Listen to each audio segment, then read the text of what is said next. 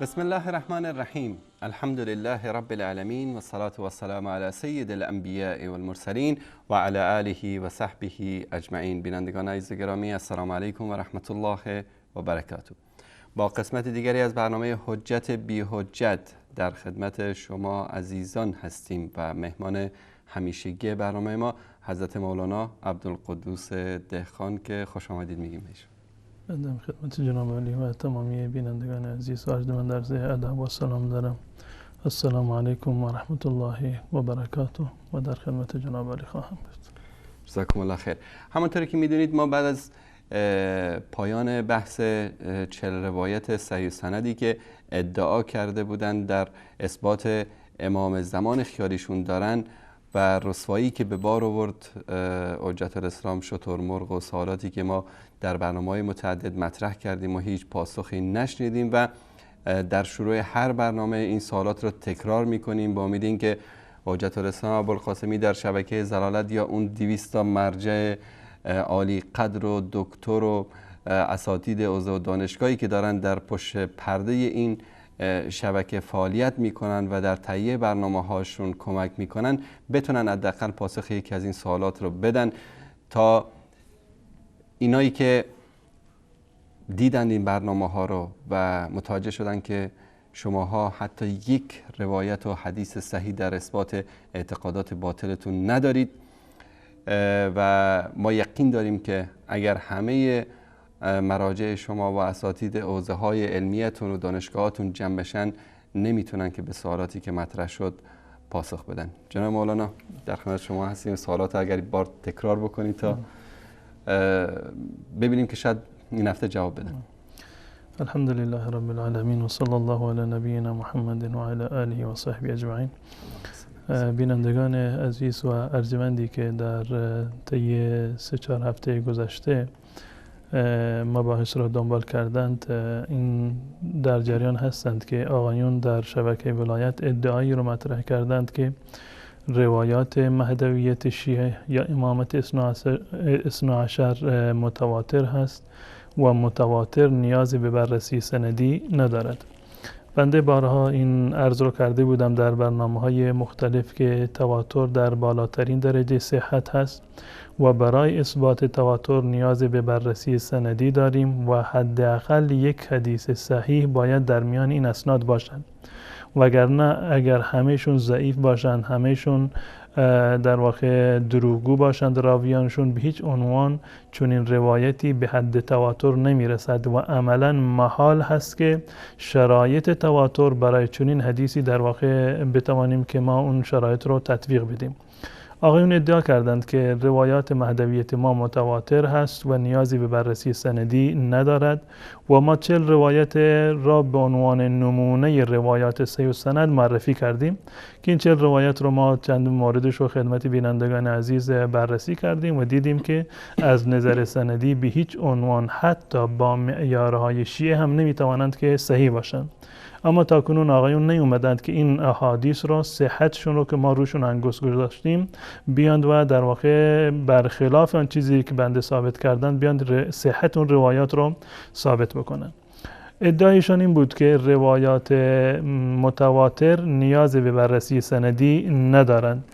بنده عرض کردم در پاسخ به مطالبی که آقایون مطرح کرده بودند، چند تا سوال رو من مطرح کردم که شما میگویید که روایات متواتر نیازی به بررسی سندی ندارد.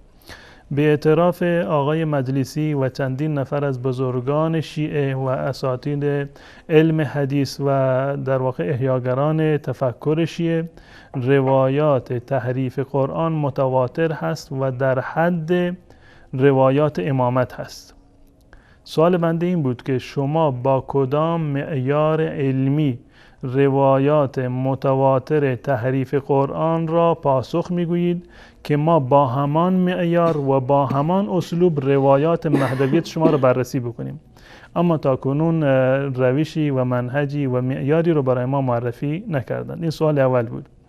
سوال دوم این که آقای ابوالقاسمی ادعا کردند که روایات که آقای مجلسی در بهار آورده 40 روایت هست و متواتر است.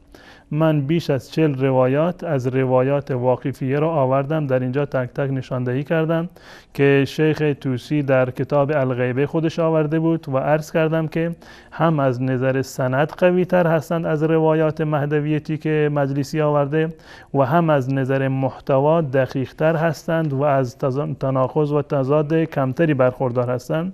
شما روایات مهدی بودن امام موسی کاظم را با چه روشی، با کدام معیار علمی و با کدام اصول علمی شما اینها را پاسخ میگویید و رد میکنید که ما با همون معیارها بیاییم روایات مهدویت محمد ابن حسن عسکری رو در واقع بررسی بکنیم. من از ایشون خواسته بودم که قبلا عرض کرده بودم که ما روایت متواتری رو که راویانش مجهول و نامشخص باشند یا مبهم باشند ما نداریم. ایشون قرار بود که برای ما یک نمونه‌ای رو معرفی بکنند برای ادعای اثبات خودشون، اما تا کنون نمونه‌ای رو، یعنی یک روایت متواتر که راویانش در تمام طبقات مجهول باشند، تا به امروز اینشون معرفی نکردن. به دروغ یک روایتی رو آمدند و مشخص کردن، گفتن فلان روایت هست. بنده از خودمون کتابی که آقایون نشان داده بودم ثابت کردم که این روایت از دیدگاه اهل سنت و الجماعت، از دیدگاه امام احمد، جز روایات بی اصل و اساس هست، نه اینکه جز روایات متواتر باشه. یعنی بالفرض این که این روایت رو صحتش رو ما قبول بکنیم در پایین ترین درجه صحت هست، نه اینکه در واقع متواتر باشد. ما همچنان منتظر یک روایت متواتری هستیم از طرف آقای ابوالقاسمی که تمام راویانش در تمام طبقات مجهول یا ناشناخته باشند. سوال چهارم این که آقای ابوالقاسمی به شعور بینندگانشون خندیدند و افترا بستند بر شیخ حازم شربینی و ادعا کردند که آقای شربینی گفته که روایات ضعیف که یک جا جمع بشوند متواتر هستند، اما ابتدای سفر رو نمایش ندادند که آقای شربینی گفته بود که بر مبنای روایات صحیح اگر متواتر ثابت بشوند. حرفشون این بود. اما آقای ابوالقاسمی تا کنون که تقریبا 4-5 برنامه هست که بنده این سوالات رو مکررن تکرار کردم، ایشون پاسخی رو ندادن و بیاند و دفاع بکنند از دروغی که به آقای شربینی بسته بودند و این اصل و قاعده رو آقای شربینی در کجای این کتاب معرفی کرده بودند، این قاعده رو برای ما معرفی بکنه. سوال پنجم این بود که ایشون ادعا کرده بودند که روایات متواتری هست که ضعیف باشند، آحادشون. من چون این چیزی رو انکار کردم، گفتم روایت متواتری که آحادش ضعیف باشند ما نداریم، اهل سنت و الجماعت ندارند. ایشون اومد با تدلیس یا اشتباهی که خود مؤلف کتاب آقای در کتاب النهج المبتکر در واقع مبتلا شده بود به آن، ایشون اومدند این روایت رو معرفی کردند که خودشون هم اعتراف کردند که این روایت و این حرف رو ما قبول نداریم. روایات مهدویتشون گفتند که از دیدگاه اهل سنت و الجماعت و از دیدگاه شیعه هم صحیح هستند و هم در واقع صریح هستند و متواترند. بنده همین عرض رو میکنم که بله، روایات مهدی نزد اهل سنت و الجماعت، البته مهدی اهل سنت و الجماعت، ما روایات صحیحی رو داریم و متواتر هم هستند. پس بنابراین این مثالی رو که شما آوردید نه شما قبولش دارید و نه ما قبولش داریم، مطابق با معیارهای علمی ما نیست. شما یک مثالی برای متواتر ضعیف السند که تمام سندهایش ضعیف باشند برای ما معرفی بکنید از کتابهای اهل سنت و الجماعت. ما باز هم ارفاق میکنیم به شما، اگر در کتابهای اهل سنت و الجماعت روایت متواتر ضعیف السندی پیدا نکردید، حداقل از کتابهای شیعه بیاورید. خجالت نداره و جای شرم هم نیست. شما بگویید که روایات تحریف قرآن با اینکه متواتر هستند اما از نظر سندی تمام سندهاشون ضعیف هستند، ما از شما میپذیریم. این ادعای شما و مثالی که مطرح بکنید برای ما قابل بررسی هست. با هم دیگر جلوی بینندگان عزیز ما انشاءالله این مثالها را تجزیه و تحلیل خواهیم کرد. و سوال آخر و سوال ششم، ایشون ادعا کرده بودند که روایات مهدویت محمد ابن حسن عسکری نزد ما متواتر هست. بنده عرض کردم با توجه به شرایط تواتری که شیعه تعریف کردند، شرایط اهل سنت بماند، بنابر معیارهای شیعه در اثبات تواتر و شرایط متواتر، شما تواتر مهدویت محمد ابن حسن عسکری را برای ما ثابت بکنید از رسول الله صلی الله علیه و سلم که مورد اتفاق ما و شما هست. بقیه ائمه شما مورد اتفاق ما نیستند. یعنی امامت منصوص من الله رو که حرفشون حجت باشه، ما اصلا بحث ما روی همین هست و چنین جایگاهی رو ما برای کسی غیر از رسول الله صلی الله علیه و سلم قائل نیستیم. منتظر هستیم که تواتر روایات مهدویت شیعه رو از رسول الله صلی الله علیه و سلم با تطبیق شرایط تواتر نزد شیعه برای ما انشاءالله معرفی بکنید و خواهیم دید در برنامه‌های آینده. اگر پاسخی گفتید ما انشاءالله در خدمت شما خواهیم بود و اگر پاسخی نداشتید بینندگان عزیز در واقع قضاوت رو می‌سپاریم به بینندگان عزیز و ارجمند. و جالب هست جناب استاد انصاری که من این کتاب اصول کافی رو هرچند که بیشتر مطالعه می‌کنم، یک صفحه بیشتر از قبل دارم مطالعه می‌کنم، به این یقین و اعتماد کامل و 100% خودم نزدیکتر می‌شوم، مطمئن‌تر می‌شوم که کتاب کافی کلینی برای نابود کردن اسلام کافی هست. الکافی کاف لهدم الاسلام، کتاب کافی بله برای شیعه کافی هست و برای هدم اسلام، برای نابود کردن اسلام این کتاب کافی در واقع کافی هست. یعنی کافی است که شیعیان کتاب کافی رو قبول بکنن، صحتش رو بر روایتش عمل بکنن تا اینکه دین اسلام از ریشه در واقع کنده بشود. و همچنین من به این نتیجه و بر این رسیدم و بر این باور هستم که هر انسان منصفی و هر انسان عاقلی حتی یک باب از ابواب کتاب اصول کافی را مطالعه بکند به بطلان مذهب شیعه حتما پی خواهد برد. و تضادی که این کتاب با قرآن دارد، با احادیث رسول الله دارد و اساساً با عقیده و سیره و روش خود اهل بیت رسول الله صلی الله علیه و سلم دارد، انشاءالله برای همگان واضح و آشکار خواهد بود. و من گمان نمی کنم که هیچ بابی از ابواب این کتاب بدون تعارض و بدون تناقض باشه، اون گونه که خود علماشون هم اعتراف کردند که روایات شیعه در هر بابی که ما نگاه بکنیم روایات متعارض و متضاد زیادی در برابرش در واقع وجود دارد. در خدمت شما هستم. جزاکم الله خیر. ما در خدمت شما هستیم حضرت مولانا.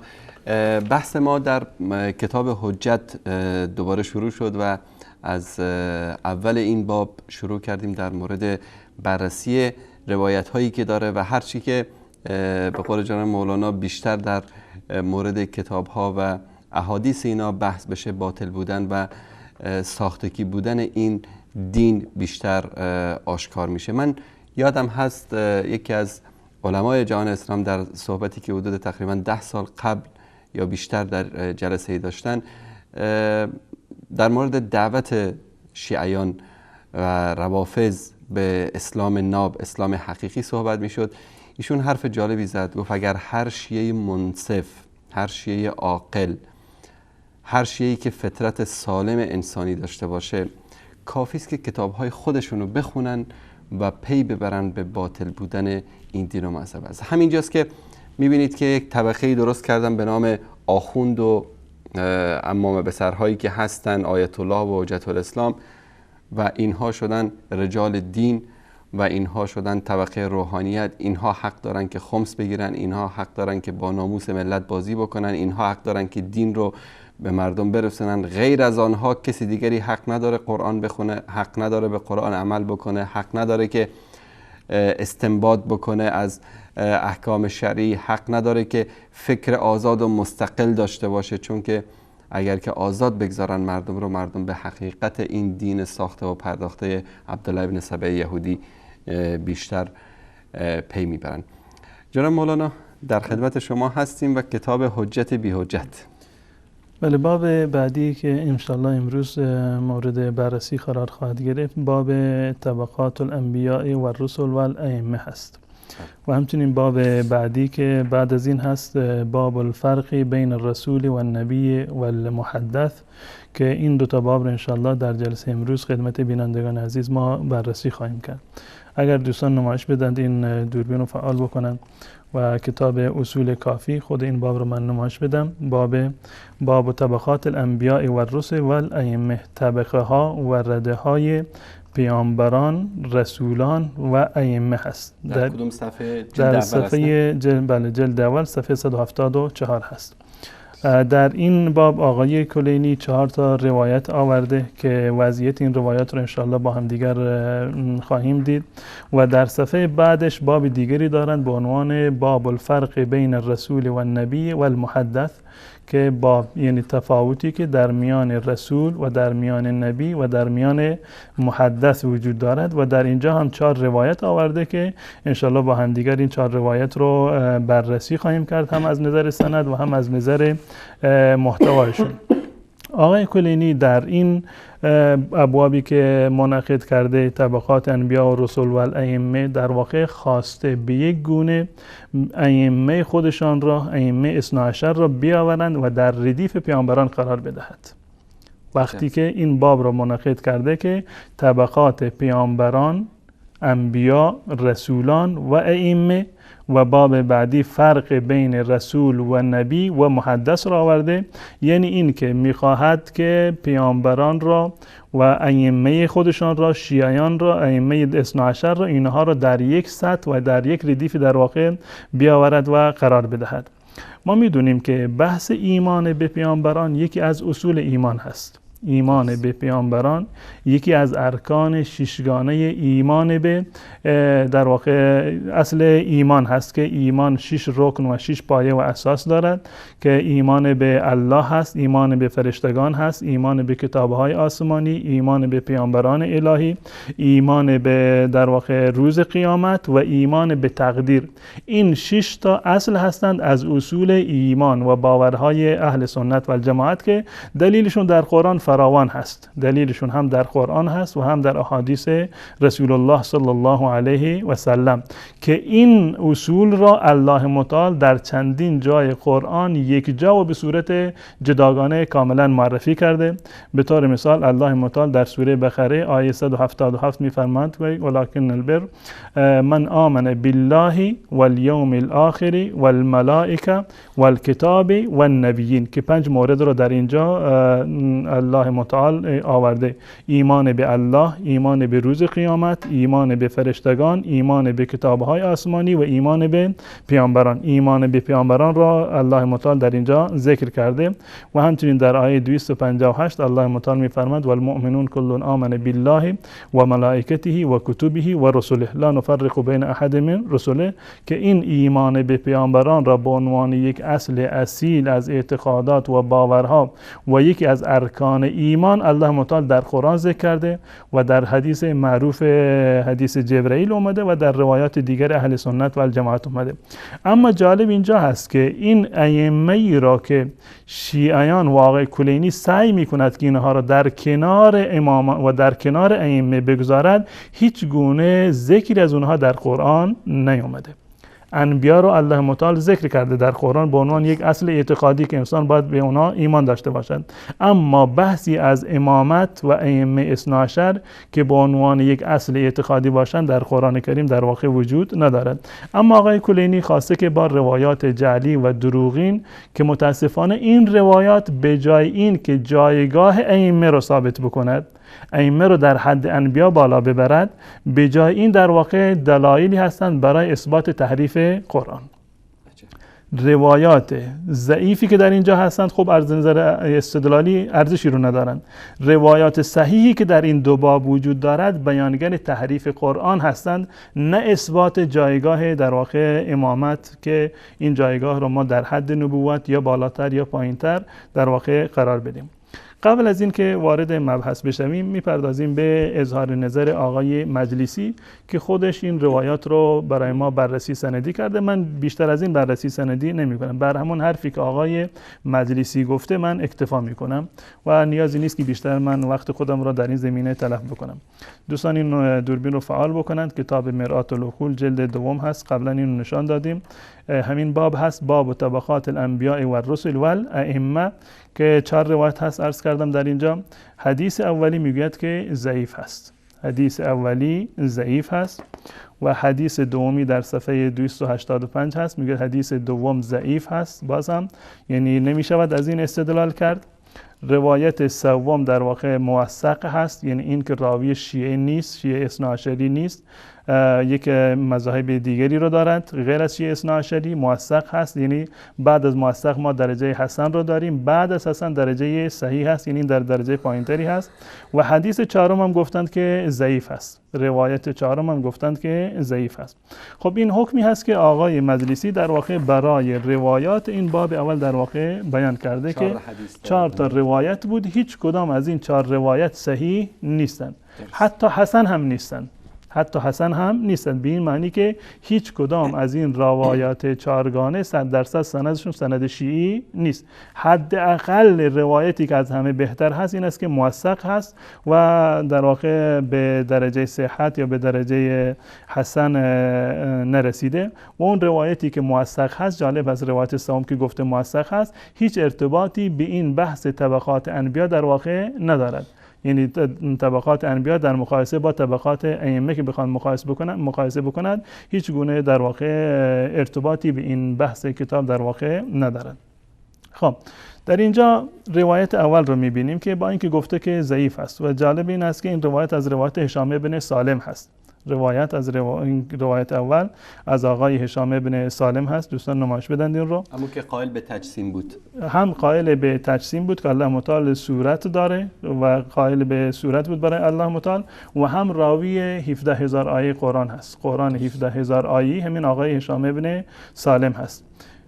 در اینجا میگوید که از یک فردی به نام ابن ابی منصور روایت کرده قال ابو عبدالله الانبیاء والمرسلون على 4 طبقات. دوستان توجه بکنند همین طبقات رو واقعا یک طبقه بندی جاهلانه کرده در اینجا که معلوم میشد اون کسی که این روایت رو جعل کرده نه عقل درستی داشته و نه سواد درستی رو داشته.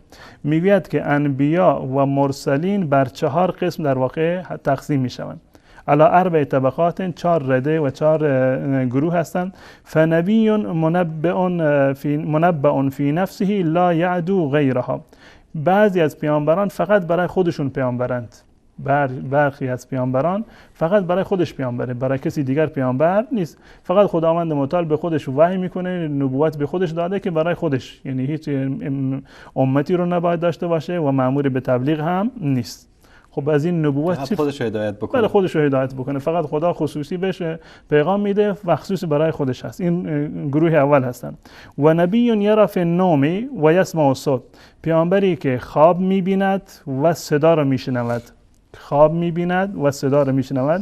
منظور این است که در خواب در واقع به اون وحی میشود و صدا رو در خواب میشنود. ولا یعاینه فی الیقظه. ولا یعاینه فی الیقظه. در بیداری فرشته را نمیبیند. در بیداری فرشته را نمیبیند. ولم یبعث الی احد. این هم برای کسی مبعوث نشده. خب این دوتا با هم دیگه چه فرقی کردن؟ یعنی در این که فقط مخصوص خودشون هستن، با هم دیگر یکی هستن، هیچ تفاوتی در این زمینه نیومده. فقط برای گروه دوم گفته که خواب میبیند و صدا را میشنود و فرشته وحی را نمیبیند. منتها هیچ گونه مصلحتی برای ارسال چنین فردی وجود نداره. یعنی نبیی که مخصوص خودش هست و اجازه نداره که به کسی دیگر حرفی بزند یا کسی را دعوت بدهد. ولم یبعث الی احد. مبعوث نشده، پیامبری که برای هیچ کسی مبعوث نشده. این گروه دوم. و علیه امامون. خود این پیامبر امامی دارد. خود این پیامبر امامی دارد. مثل ماکان ابراهیم علی لوط. مانند این که ابراهیم امام بود بر لوط. یعنی در اینجا مثال آورده پیامبری که مبعوث شده، مبعوث نشده. ایشون میگه در اینجا آقا این کسی که را جعل کرده، پیامبری که در خواب میبیند، صدای فرشته را میشنود اما فرشته را در بیداری نمیبیند و به سوی هیچ کسی مبعوث نشده، برگزیده نشده. مانند لوط که امام لوط کی بوده؟ حضرت ابراهیم علیه السلام بوده که اینو انشالله گفتم که این واقعا راوی که اینو جعل کرده هم بی سواد بوده و هم در یعنی نهایت حماقت بوده. و نبی یرا فی منامه، و گروه دوم و نبی یرا فی منامه و یسمع الصوت و یعاین الملک، پیامبری که خواب میبیند، صدا را میشنود، یعاین الملک. فرقش با دو اولین است که ایشون فرشته را میبیند و اولی فرشته را نمیدید مانند لوط. و قد ارسل الی طائفه قلوا و کثروا، این مبعوث شده، اما دو نفر اول، دو گروه اول مبعوث نشده بودند، مانند یونس علیه السلام که الله متعال دربارش میفرماد و ارسلناه الی 100,000 و یزیدون، قال یزیدون 30,000 و علیه امام، و خودش هم امام دیگری داشت. و علیه امام، یونس یک امام دیگری هم داشت، اما معرفی نکرده که امامش کی هست. خب این گروه چهارم هست، البته اونجا گفته بود 5 طبقه اگر من اشتباه شمرده باشم. و نمونه آخری میگه والذی یرا فی نومه، پیامبری که خواب میبیند، و یسمع الصوت، و صدا را هم میشنود، و یعاین فی الیقظه، و یعاین فی الیقظه، و در بیداری هم میبیند، یعنی فرشته وحی را میبیند. و هو امام، این امام هم هست، این درجهش از همه دیگه بالاتر هست، مثل بقیه گروه های قبلی نیست، هم خواب میبیند، هم صدای فرشته را میشنود و هم فرشته را در بیداری هم میبیند و این امام هست. مثالش مانند کی؟ مانند پیامبران اولوالعزم. و قد کان ابراهیم نبیا، ابراهیم اول نبی بود، امام نبود، تا اینکه الله متعال رو به امامت برگزید، انی جاعلک للناس امام. الان این تقسیمی هست که آقا انجام داده برای طبقات انبیا و در واقع رسول. خب گروه اول گفت که برای خودش پیامبر هست، اصلا نمیشه گفت پیامبر هست، نبی هست، یعنی به اون الله متعال خبر میدهد، به اون وحی میکند و خودش مأموریتی برای ابلاغ دین ندارد. گروه دوم هم گفت گروهی هستند که مأموریتی برای ابلاغ کسی دیگر ندارند، منتها این گروه دوم خواب میبیند، صدای فرشته را میشنود اما فرشته را نمیبیند و به کسی مبعوث نشده، مانند لوط علیه السلام. این راوی و این کسی آقای کلینی و تمام کسانی که تا به امروز این در واقع کتاب را میخونند واقعا از قرآن غافل هستند، در صورتی که الله متعال در قرآن کریم در چندین جا بحث دعوت لوط علیه السلام را معرفی کرده، مطرح کرده که لوط قوم خودش را دعوت داد و اومده که لوط از مرسلین بود. در اینجا میگه ولم یبعث الی احد، لوط به کسی مبعوث، برای کسی مبعوث نشده بود، فرستاده نشده بود. الله متعال در سوره صافات میفرماید که و ان لوطا لمن المرسلین، لوط از جمله مرسلین بود، یعنی فرستادگان الله متعال که مبعوث شدن برای ابلاغ در واقع رسالت. یا در جای دیگر در سوره شعراء الله متعال در مورد لوط میگه که اذ قال لهم اخوهم لوط الا تتقون، لوط زمانی که به ملت خودش و به قوم خودش گفت آیا شما از خدا نمی ترسید؟ انی لکم رسول امین، من پیامبر امینی هستم برای شما که در واقع مبعوث شدم. خب در این صراحتا اومده که لوط علیه السلام قوم خودش را دعوت داد و جریان دعوتش هم در واقع در قرآن مفصل در جاهای دیگری اومده. اما در اینجا این راوی دروغگو و جاهل میگه که دوباره دوستان این نمایش بدن، میگه که و نبی یرا فی النوم و یسمع الصوت ولا یعاینه فی الیقظه، در بیداری فرشته را نمیبیند، ولم یبعث الی احد، مبعوث نشده به هیچ کسی، و علیه امام، خودش هم مأموم هست، یعنی یک امامی بر اون هست، مانند این که ابراهیم امام لوط بود، در صورتی که قرآن صراحت داره که لوط از مرسلین بود، قومش را دعوت داد، به اونا گفت الا تتقون، نمی ترسید، من رسول امینی هستم، یعنی این که مبعوث شده بود و در واقع دعوت داده بودن. و نمونه آخر رو در اینجا که معرفی کرده در مورد اولوالعزم هست، میگه که اون کسی که خواب میبیند و صدا رو هم میشنود و پیام آور وحی رو در بیداری هم میبیند، فرشته رو میبیند و اون امام هست. مثالش چی؟ مانند اولوالعزم از رسول، پیامبران اولوالعزمی هستند که الله متعال اونها رو در واقع مقرر کرده و مبعوث کرده. چون بحث اولوالعزم از رسول در اینجا اومد، روایت سوم که موثق هست همین مطلب را آورده، گفته که اولوالعزم از رسول یعنی پیامبرانی که اولوالعزم بودن 5 نفر هستند. دوستان این روایت رو توجه بکنن، عدت من اصحابنا، از احمد ابن محمد، از محمد ابن یحیی خثعمی، از هشام، این هشام که خودش باز هم همون هشام نمیدون دقیقاً که هشام ابن سالم باشه یا هشام ابن حکم که هر دو تاشون از مجسم مجسمه بودند. اگر هشام ابن سالم باشه که احتمالاً اون هست که راوی 17000 آیه قرآن هست، اما باز میگه روایتش موثق هست. از ابن ابی یعفور میگه که از ابو عبدالله شنیدم که سادة النبیین و المرسلین 5 و هم اولو العزم، 5 نفر از پیامبران برتر هستند و جز بزرگان پیامبران هستند و اولو العزم هستند که معیار و در واقع چرخش نبوت بر اونها هست: نوح و ابراهیم و موسی و عیسی و محمد صلی الله علیه و آله و علی جمیع الانبیا. این مطلب هیچ گونه ارتباطی با بحث ما نداره، ما هم اینو قبول داریم، گرچه در این زمینه که اولوالعزم از پیامبران آیا 5 نفر هستند یا بیشتر هستند، آیا برخی از پیامبران اولوالعزم هستند یا اینکه همه پیامبران اولوالعزم هستند، یک بحث گسترده‌ای در میان در واقع علما و مفسرین در این زمینه وجود دارد. اصل این جریان برمیگرده به این که الله متعال در سوره احقاف می‌فرماید که فاصبر کما صبر اولوالعزم من الرسل، مانند پیامبران اولوالعزم تو در واقع صبر بکن. الان بحث رو این از نظر مفسرین که آیا من الرسل که در اینجا اومده این من بیانیه‌ای هست یا من تبعیضی هست. اگر من برای بیان باشه یعنی این که تمام پیامبران اولوالعزم هستند، اگر تبعیضیه باشد یعنی این که بعضی از پیامبران اولوالعزم هستند، نه تمامشون. و چون که در آیات متفاوتی الله متعال حضرت نوح را و حضرت موسی را و عیسی را و رسول الله صلی الله علیه و سلم را و حضرت ابراهیم را در آیات متفاوتی در کنار هم در واقع ذکر کرده، بدین خاطر بسیاری از علما که معتقد هستند که برخی از پیامبران اولوالعزم هستند، نه همشون، این 5 نفر رو در واقع به عنوان پیامبران اولوالعزم در واقع معرفی کردند. به طور مثال الله متعال می‌فرماید و اذا اخذنا من النبیین میثاقهم و منک و من نوح و ابراهیم و موسی و عیسی ابن مریم. روایت دیگری اومده که این 5 پیامبر رو در واقع به صورت خاص ذکر کرده، اول به صورت عام، دوباره به صورت خاص اینها رو ذکر کرده.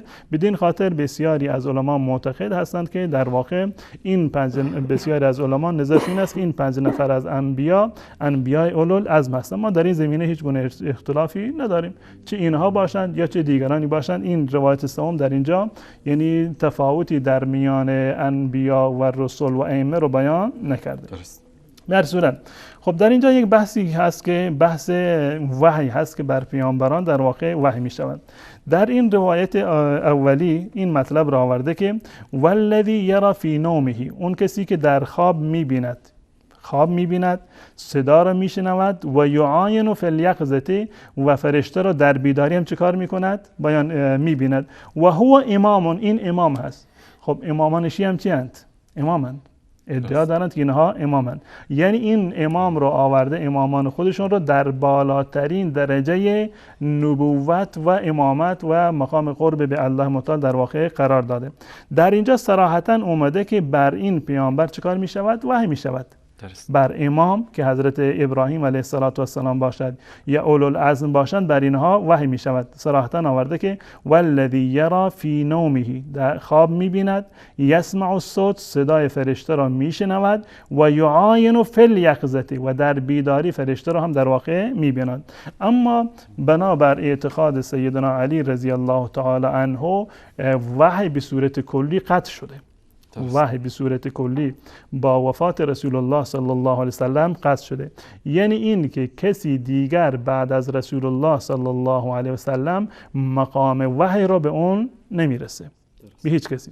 خب وقتی که مقام وحی بهش نرسد، ایشون آقایون در تعریف امام گفته بودن اون کسی که بهش وحی میشود، اون کسی که خواب میبیند، صدای فرشته را میشنود و فرشته را در بیداری هم میبیند. اما حضرت علی رضی الله تعالی عنه در موارد متعددی، حتی علماء شیعه هم اینو تصریح کردند که وحی بعد از رسول الله صلی الله علیه وسلم در واقع منقطع شده. خب وقتی که وحی منقطع شده، وحی در واقع پایان یافته، این ائمه شما در واقع امام نیستند. اون امامی که ابراهیم امام بوده که بر اون وحی نازل می شده، ائمه شما اون امام نیستند، زیرا که بر ائمه شما به تصریح حضرت علی رضی الله تعالی عنه وحی نمی شود. گرچه در این زمینه مطالب متعددی وجود داره و ادعاهای بیجایی هست که من ان شاء الله به اون اشاره خواهم کرد. حضرت علی رضی الله تعالی عنه در خطبه های خودش در کتاب نهج البلاغه در موارد متعددی این مطلب را بیان کرده. من چند مورد را نشون میدم. به طور مثال ایشون در خطبه 133 نهج البلاغه، خطبه 133 نهج البلاغه میگوید که ارسله علی حین فتره من الرسل و تنازع من الالسن فقفا به الرسل، در مورد رسول الله صلی الله علیه وسلم که الله متعالی ایشون در آخر فرستادن، و ختم به الوحی، ختم به الوحی که الله متعال با بعثت رسول الله صلی الله علیه وسلم وحی را در واقع چیکار کرد؟ خاتمه داد. خب آقایون ادعا کرده بودند که بر ائمه وحی می شود، فرشته را می بینند، صدایش را می شنوند و خواب می بینند، اما در اینجا اومده که وحی در واقع چیکار شده؟ منقطع شده. همچنین در خطبه دیگر، در خطبه 144 باز هم می‌فرمایند که بعث الله رسوله بما خصهم به من وحی، الله متعال پیامبران را فرستاد با خصوصیت وحی، یعنی وحی را در اینجا یکی از خصوصیت‌های پیامبران معرفی کرده. در ترجمه هم اینو گفته که خدا پیامبرانش را برانگیخت و وحی خود را خاص ایشان فرمود، وحی خود را خاص ایشان فرمود، یعنی کسی غیر از انبیا در واقع وحیی که وحی نبوت باشد ندارد. در خطبه 235 باز همین مطلب را تکرار می‌کند. به ابی انت و امی، اینو زمانی فرمودند که قال و هو یلی غسل رسول الله صلی الله علیه و آله و تجهیزه، زمانی که رسول الله صلی الله علیه و سلم را غسل میت میدادند این حرف زدند. به ابی انت و امی، پدر و مادرم فدایت شوند، لقد انقطع بموتک ما لم ينقطع بموت غیرک، با وفات شما و رحلت شما چیزی قطع شد و خاتمه یافت که با وفات دیگران قطع نشده بود. من النبوت، هم از نبوت، والانباء و اخبار السماء، و خبر دادن نبع آسمانی و اخبار آسمانی در واقع قطع شده، یعنی هم نبوت قطع شد و هم در واقع اخبار آسمانی و اطلاعاتی که از آسمان به زمین میرسید اینها در واقع قطع شده. خب الان سوال اینجا هست که در صورتی که حضرت علی رضی الله تعالی عنه در موارد متعددی خودشون تصریح کردند که وحی بعد از رسول الله صلی الله علیه و سلم منقطع شده، این تعبیری را و تعریفی را که آقای کلینی و اون جاهل روایت در اینجا آورده که بر ائمه وحی می شود، خواب می بینند و صدای فرشته را می شنوند و فرشته را در بیداری می بینند، این در واقع برخلاف این تعریف هست و این تعریف بر امامان شیعه تطبیقی نمی کند. در هیچ جای این روایت و این باب شما جایی از ائمه نمی بینید، هیچ محلی از اعراب ندارند، بحث ائمه اصلا در این وجود نداره. اگر بحث امام باشه، اگر واقعا شما ادعا دارید که امام هست، خب در مورد امام حضرت علی رضی الله تعالی فرمودند که وحی دیگه منقطع شده، اما در این روایت اومده که بله بر پیامبران وحی می شود، بر ائمه وحی می شود. شما که میگید بر ائمه وحی نمی شود، حضرت علی اینو فرمودند، پس بنابراین این روایت مشمول ائمه شما در واقع نمی شود. این یک نقطه. نقطه دیگر این که وحی بالاترین درجه هست، یعنی بالاترین درجه ارتباطی که الله متعال با یک بنده دارد، این در واقع همین درجه وحی هست، همین بالاترین درجهش همین درجه وحی. و در اینجا اومده که این وحی مخصوص چی هست؟ مخصوص نبوت هست. وحی برای به اون کسی می شود که در واقع به نبوت رسیده باشد. البته وحی از نظر لغوی معنی دیگری داره. این که بر کسی وحی بشود لازمش این نیست که حتما پیامبر شده، این لازمش در واقع نیست. بنابراین مانند این که به مادر موسی و به بقیه در واقع وحی شده بود. اما در اینجا تعبیری رو که برای امام آورده، یکی از لوازم امامت رو چکار کرده؟ وحی رو بررسی کرده. و در قبلا هم گفته بود که بعضی از پیامبران بر اونها وحی می شود، مانند حضرت لوط علیه السلام. یعنی یک راه ارتباطی الله متعال با پیامبرانش در واقع همین وحی است. الان سوال اینجا هست که شیعه معتقد هست که امامانشون امام هستند، شیعیان اثناعشری، یعنی 12 تا امام دارن. نگفتن 12 تا ولی، 12 تا نمیدونم محدث، 12 تا عالم، 12 تا امام. یعنی این که این امامت از درجه نبوت در واقع چیکار هست؟ بالاتر هست. یعنی این مورد آخری و چهارمی یا پنجمی بود که در این روایت اومده بود، مانند اولوالعزم من الرسل که اینها در واقع امام هستند. سوال اینجا هست که چگونه در مقامی که بالاتر از نبوت هست وحی لازم نیست؟ چگونه در مقامی که بالاتر از نبوت هست وحی لازم نیست. شما معتقد هستید آقا سیدنا علی رضی الله تعالی عنه میفرمایند که بعد از نبوت رسول الله صلی الله علیه و سلم وحی چکار شده؟ قطع شده. باز شما ادعا کردید، من این تصریح را خواهم آورد که ائمه ما مقامشون از انبیاء عادی چکار هست؟ بالاتر هست.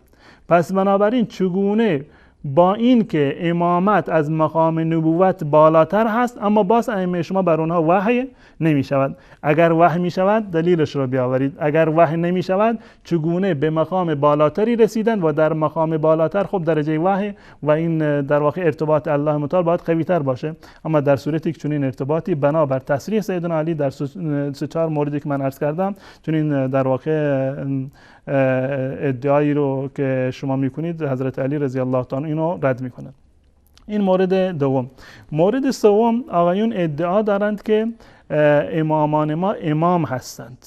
امامان ما امام هستند. بعضی از انبیا به اونها نبأ رسید، خبر رسیده فقط به خودشون، گروه اول.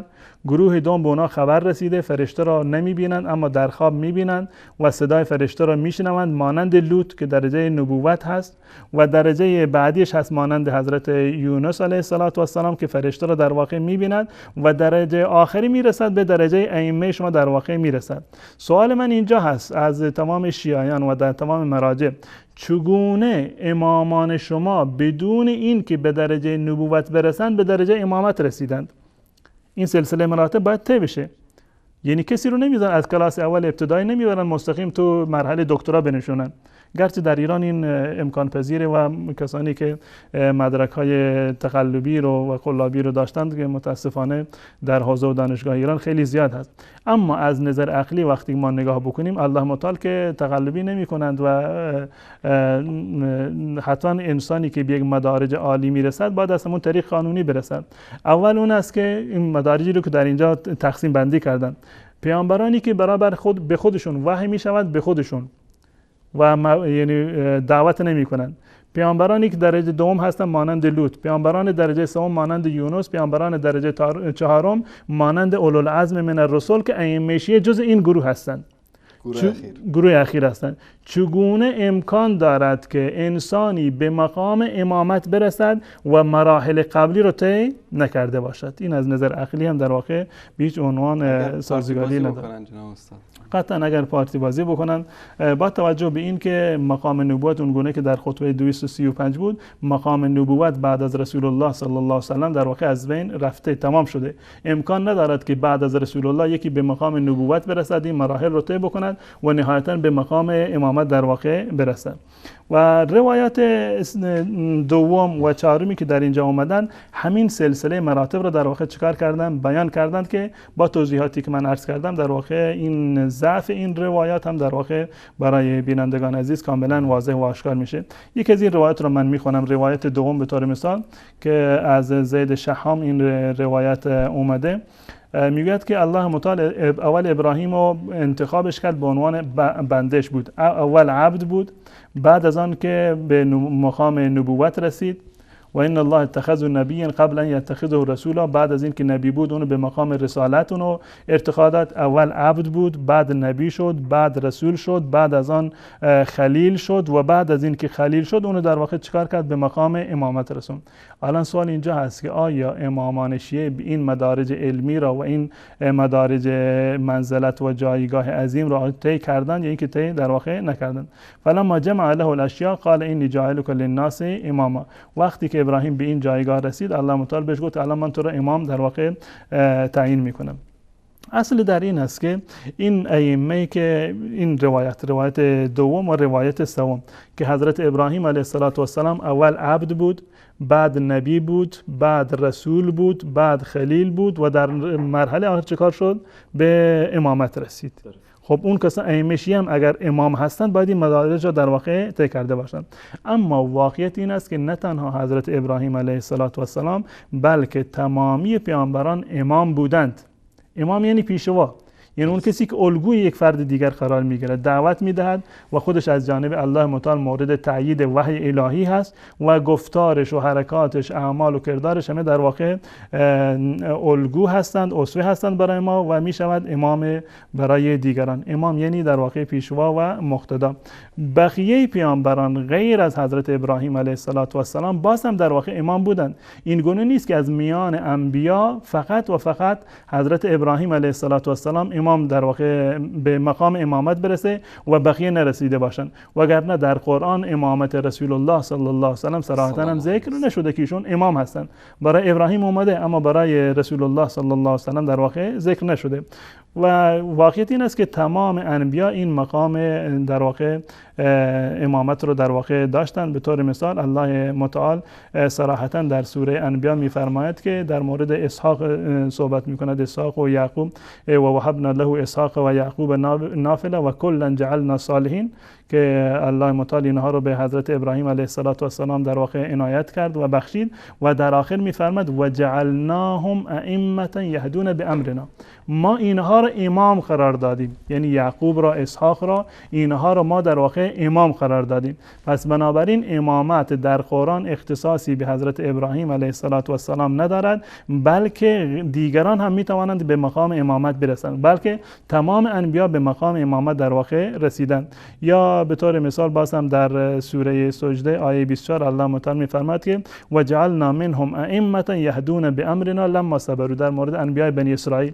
انبیاء بنی اسرائیل را که نبی بودند، حتی رسول هم نبودند، یعنی پیرو دین حضرت موسی علیه السلام بودند، الله متعال در این آیه گفته که ما اونها را در واقع به امامت رساندیم، برخی از اونها را ما به مقام امامت برگزیدیم و جعلنا منهم ائمه یهدون بامرنا لما صبروا. و غیر از این هست، حتی نه تنها در مورد انبیاء الهی که امام بودند، حتی مستضعفان بنی اسرائیل رو الله متعال گفته ما امام میکنیم. حتی مستضعفان بنی اسرائیل رو الله متعال میفرماد که ما اونها رو در واقع به مقام امامت میرسونیم. سوره قصص آیه 5 که الله متعال میفرماد نرید ان نمن علی الذین استضعفوا فی الارض و نجعلهم ائمه، اونهایی که مورد استضعاف قرار گرفتند و مستکبران بر اونها ستم کردند از بنی اسرائیل، ما اینها رو در واقع به مقام امامت میرسونیم.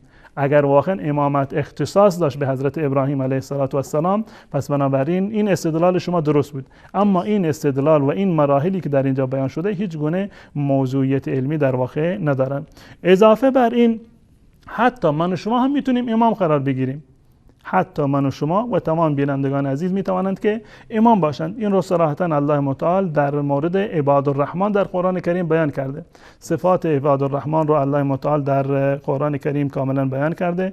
در سوره فرقان که و عباد الرحمن الذین یمشون علی الارض هونا در ابتدای این آیات هست و در آخر میرسیم به آیه 74 که الله متعال میفرماید که والذین یقولون ربنا هب لنا من ازواجنا و ذریاتنا قرة اعین واجعلنا للمتقین اماما. یعنی برخی از عباد الرحمن، بندگان برگزیده الله متعال، اون کسانی هستند که دعا میکنند که پروردگارا فرزندان ما را و همسران ما را مایه شادمانی و خنکی چشم ما بگردان و جعلنا للمتقین اماما، و ما را امام متقیان قرار بده.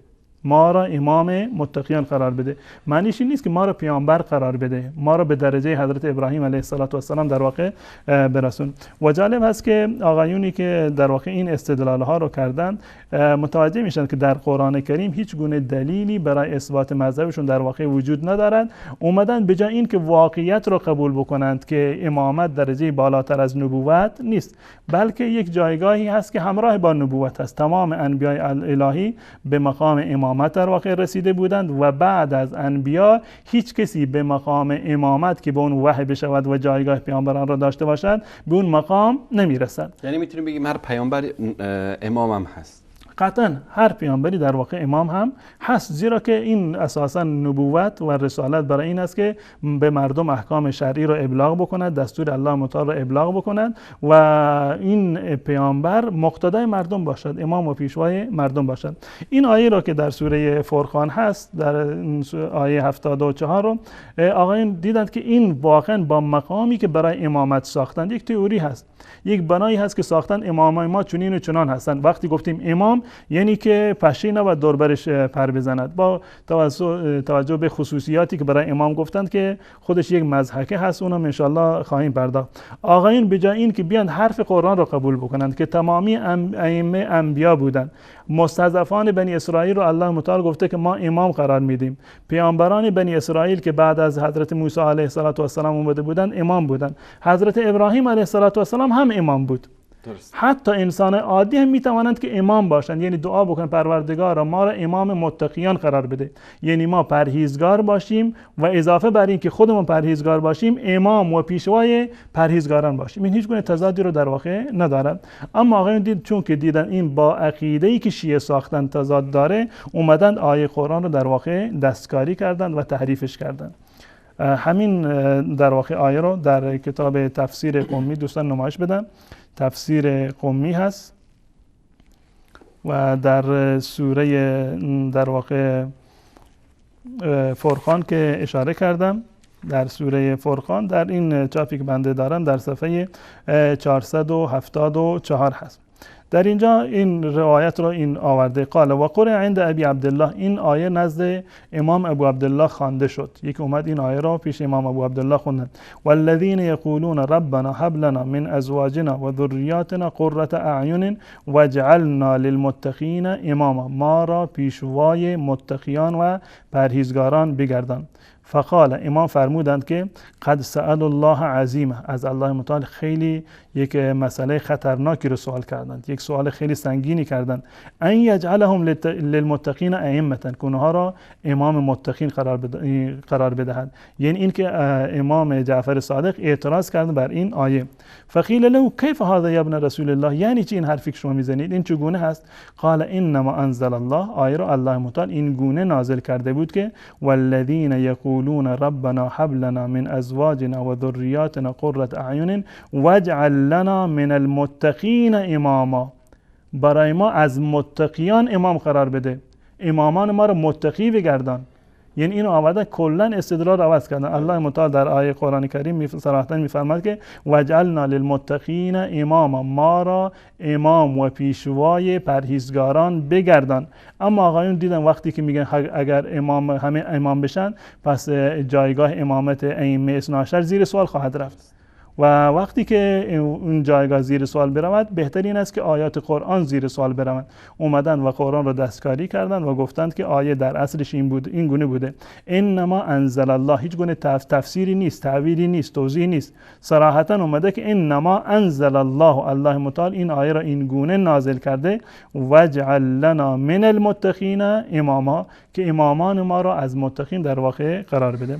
پس بنابراین میبینیم که در این باب هیچ گونه تفاوتی در میان انبیا و رسول و ائمه در واقع بیان نشده و جایگاه امامت یک جایگاه جعلی هست که شیعه برای امامان خودشون در واقع انتخاب کردند. ما قبول داریم که بسیاری از بزرگان و این ائمه شیعه امام بودند به معنی این که بقیه ائمه بودند، یعنی امام ابو حنیفه، امام مالک، امام شافعی، یعنی مقتدای مردم بودند، انسانهای پاک و وارسته بودند، به این معنی مقتدا بودند و پیشوا بودند برای مردم. اما امام به معنای یک منصب الهی منصوب از جانب الله متعال و با این ویژگی های کذایی که در کتاب اصول کافی و دیگر اومده، به هیچ عنوان این ائمه چنین ادعایی رو در واقع نداشتند و از این باب هم هیچ گونه مزیتی برای ائمه شیعه در واقع بیان نشده و در هیچ جا در این روایاتی که در اینجا اومده نگفته بودند که فلانی نمیدونم علی و حسن و حسین فلانی اینها در ردیف انبیا هستند یا اینها هم در واقع امام قرار میگیرند. جزاکم الله خیر. یک نقطه دیگری رو من عرض بکنم که امامان شیعه رو که ما میدونیم همه اونها امامتشون غصب شده بلا استثناء، از علی گرفته تا حسن عسکری و تا اون یکی دیگه که با امامتش فرار کرده معلوم نیست که تمام اینها امامتشون در واقع چیکار شده؟ نرسیدن به مقام نرسیدن به مقام امامت، خودشون ادعا میکنند که نرسیدن. امامتی که تعریف کردن شیعه نزد خودشون که امام یعنی این باید فلان کاره و بهمان کاره باشه، چون این چیزی هیچ یکی از ائمه شیعه حتی سیدنا علی رضی الله تعالی عنه و سیدنا حسن رضی الله تعالی عنه به این مقام از دیدگاه شیعه نرسیدن، از دیدگاه اهل سنت و الجماعت رسیدن. جالب این است که روایات این باب اومده امام را در بالاترین درجه قرار داده. اول نبی و پیامبر و رسول و امام در بالاترین درجه هست. جالب اینجا است که تمام ائمه شیعه امامتشون غصب شده، از قوی ترینشون و اولینشون که مقام در واقع صحبت رسول الله صلی الله علیه و سلم را داشته بگیریم تا آخرینشون که امروزه هم مفقود الاثر هست، تمام اینها به امامتی که شیعه تعریف کردن نرسیدن، امامتشون در واقع غصب شده. اما در مراحل پایینتر یعنی مرحله نبوت یا مرحله رسول یا خود همون نبوت که چندین قسمت در اینجا کرده، در طول تاریخ نبوات و انبیا ما حتی یک مورد نداریم که انسان قلدری اومده باشه و نبوت رو از کسی غصب کرده باشه. با این که تمام کسانی که مخاطب انبیا بودند کفار بودند، تمام کسانی که مخاطب انبیا بودند کفار بودند. رسول الله صلی الله علیه و سلم وقتی که نبوت خودشون اعلام کردند فقط یک نفر بودند، تمام قریش و تمام قبایل برخلافشون بودند، اما کسی نتونست که بیان در واقع نبوت رسول الله صلی الله علیه و سلم رو غصب کنند. یا بقیه اقوام را، ابراهیم را در مقابلش نمرود بود، موسی را در مقابلش فرعون بود و تمام اقوامی که در مقابلشون انسانهای قلدر و قدرتمندی بودند. هیچ کسی نتوانست که حتی در یک مورد نبوت یکی از پیامبران را غصب بکند و خودش را به جای نبی جا بگذارد. چگونه ممکن هست که مقام امامت که بالاتر از نبوت هست این در واقع در 12-13 مورد غصب شده باشد و امامی رو که الله تعیین کرده باشه به امامت نرسد؟ نبی هایی را، پیامبرانی را، رسولانی را که الله متعال انتخاب کرده در طول تاریخ هیچ کدام با این که نمرود و فرعون و هامان و بقیه در مقابلشون بودند نتونستند که نبوت اونها را غصب بکنند.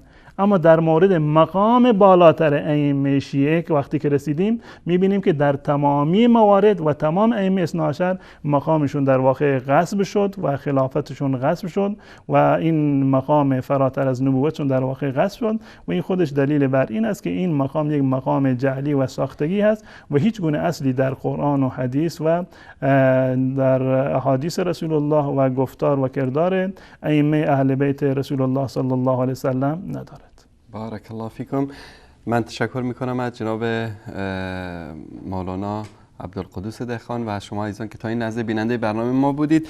انشاءالله میان برنامه خواهیم گرفت و در ادامه برنامه حجت بی حجت به بررسی این 4 تا روایتی که حضرت مولانا در موردش صحبت کردن خواهیم پرداخت. با ما همراه باشید. 14 خدایی.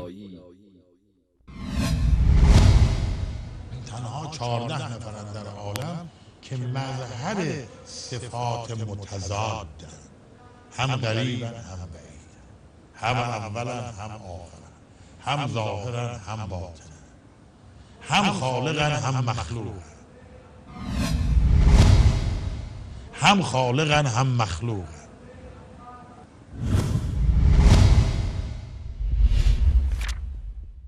مثالی بیان می شود پس به آن گوش فرا دهید. کسانی را که به غیر از الله به کمک می خوانید هرگز نمی توانند مگسی بیافرینند، هرچند برای آفریدن مگس همه آنها جمع شوند. و اگر آن مگس چیزی را از آنان برباید نمی توانند آن را از او پس بگیرند. هم طالب و هم مطلوب درمانده و ناتوانند. آیا انسانی که حتی نمیتواند شیء ربوده شده توسط یک مگس را پس گیرد میتواند چیزی را خلق کند و سپس در او روح بدمد؟ و آیا مخلوق میتواند که خود خالق باشد و آن هم خالق هر آنچه الله تعالی خلق کرده و از جمله خودش؟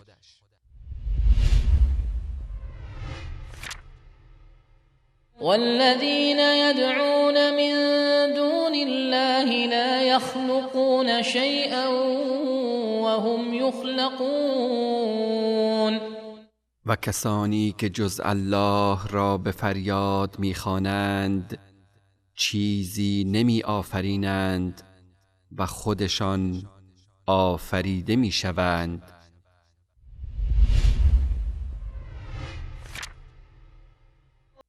بگو آیا به شریکان خیش که به غیر الله به فریاد می‌خوانید توجه کرده اید؟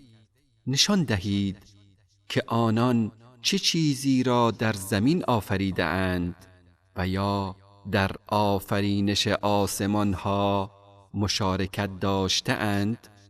آیا به آنها کتابی داده ایم که از آن حجتی بر شرک خود داشته باشند؟ حق این است که ستمگران به همدیگر جز از روی فریب وعده نمی دهند.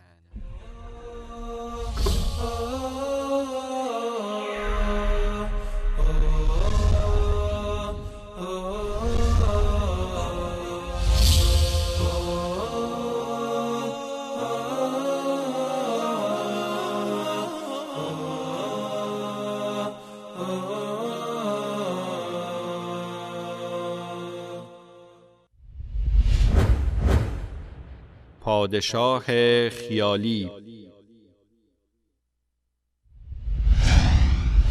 امام زمان سلام الله علیه امام زمان و مکان است.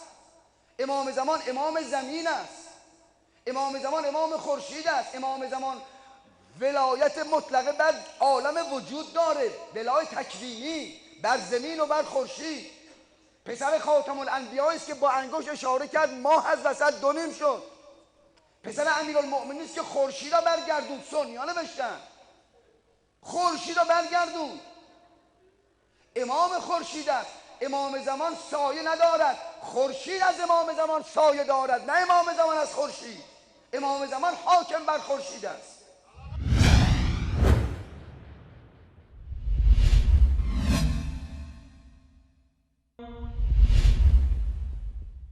الله ذاتی است که آسمانها را بدون ستونهایی که ببینید برافراشت و بر عرش استقرار یافت و خورشید و ماه را که هر کدام تا زمان مشخصی در حرکتند مسخر نمود. امور هستی را تدبیر می کند و آیات و نشانه ها را بیان می نماید تا به دیدار پروردگارتان یقین کنید.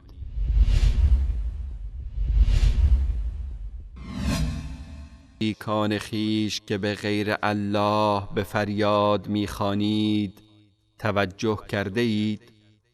به من نشان دهید که چه چیزی از زمین را آفریدند یا در آفرینش آسمان ها شرکت و دخالتی دارند؟ آیا به آنها کتابی داده ایم که از آن حجتی در دست داشته باشند؟ حق این است که ستمگران به همدیگر جز از روی فریب وعده نمی دهند. همانا الله آسمان ها و زمین را از زوال و نابودی حفظ می کند و اگر دچار زوال و انحراف شوند پس از پروردگار هیچ کس نمی تواند نگاهشان دارد. بیگمان الله بردبار و آمرزنده است.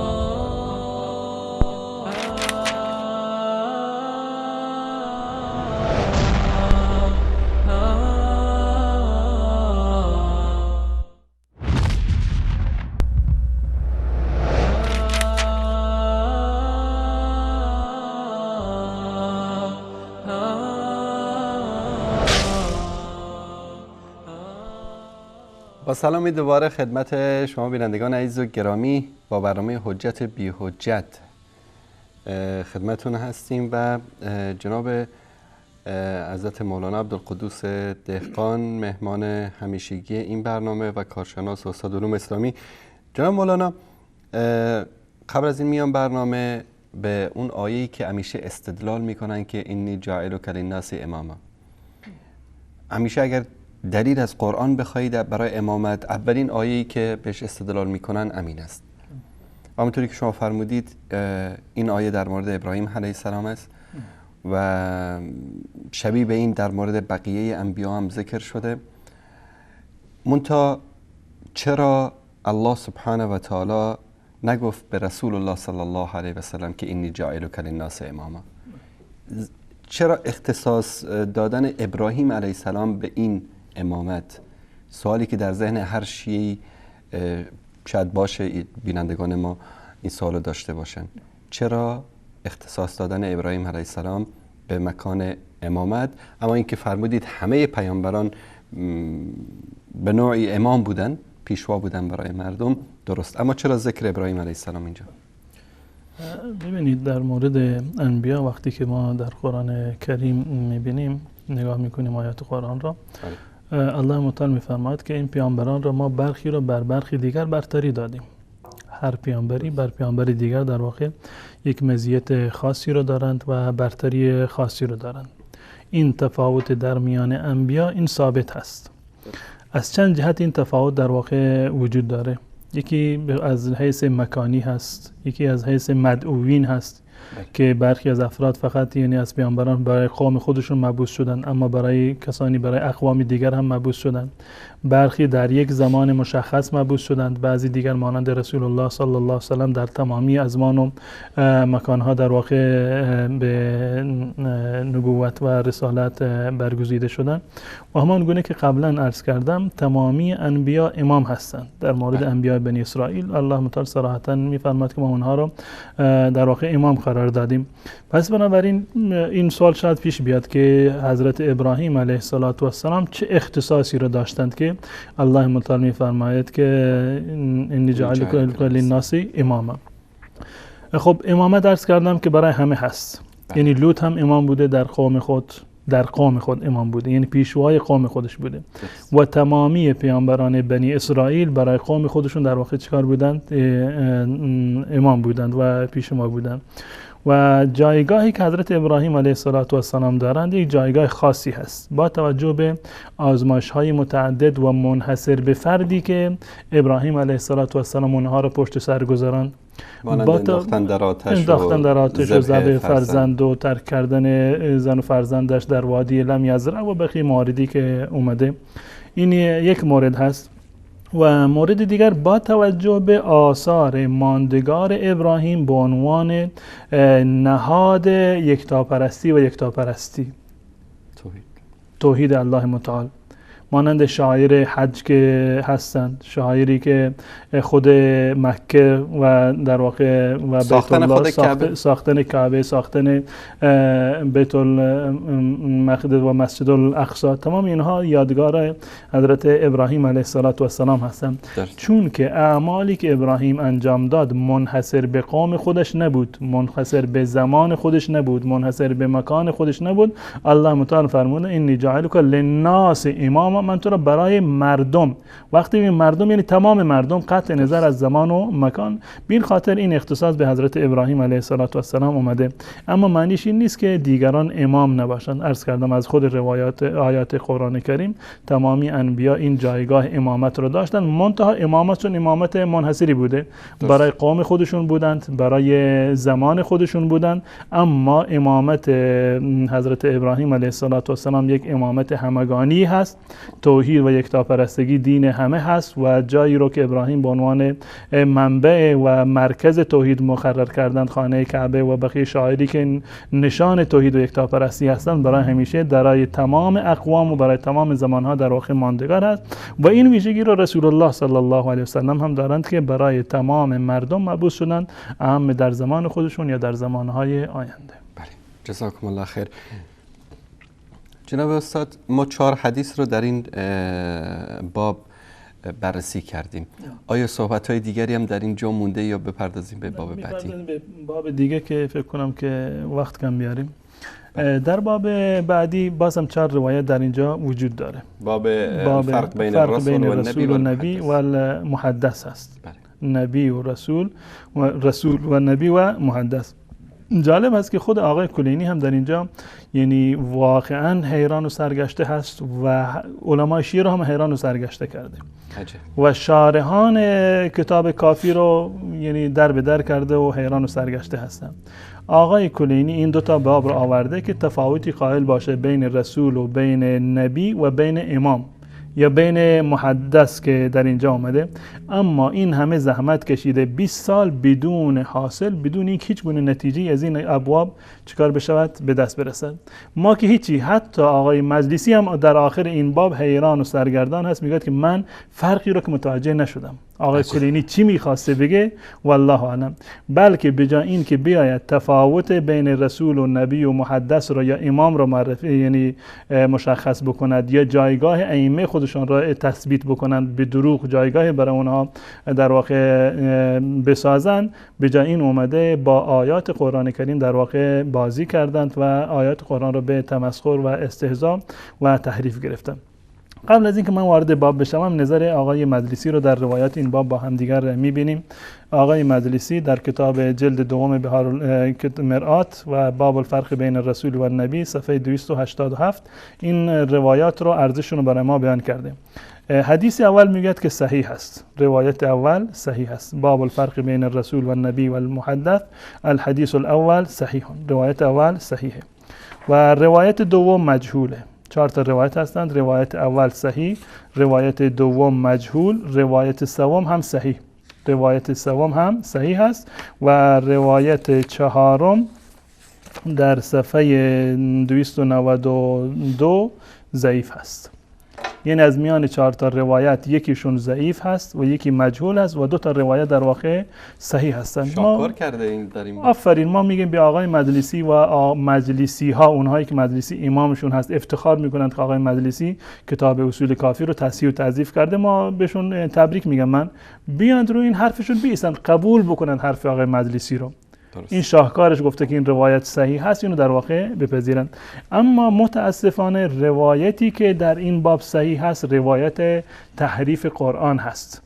روایتی که گفته صحیح هست دال بر تحریف قرآن دارد، نه بر امامت ائمه اثنا عشر یا جایگاه امامت و در واقع جانشینی رسول الله صلی الله علیه و سلم. جناب استاد، به مشکل ما با یک روایت صحیح برخوردیم، اینم که شما میگید که تحریف قرآن است. خب روایت صحیح که از نظر بنده که صحیح نیست، اما ادعای آقای مجلسی هست، من میگم مبارک باشه، وگرنه در جایی که عدت من اصحابنا اومده باشه به هیچ عنوان نمیتونه صحیح باشه، زیرا که اینا مجهولند و از قول خود آقای کلینی مشخص نیست که عدت من اصحابنا چه کسانی هستند. تا زمانی که مجهول باشند و مبهم باشند نمیشود که حکم صحت داد.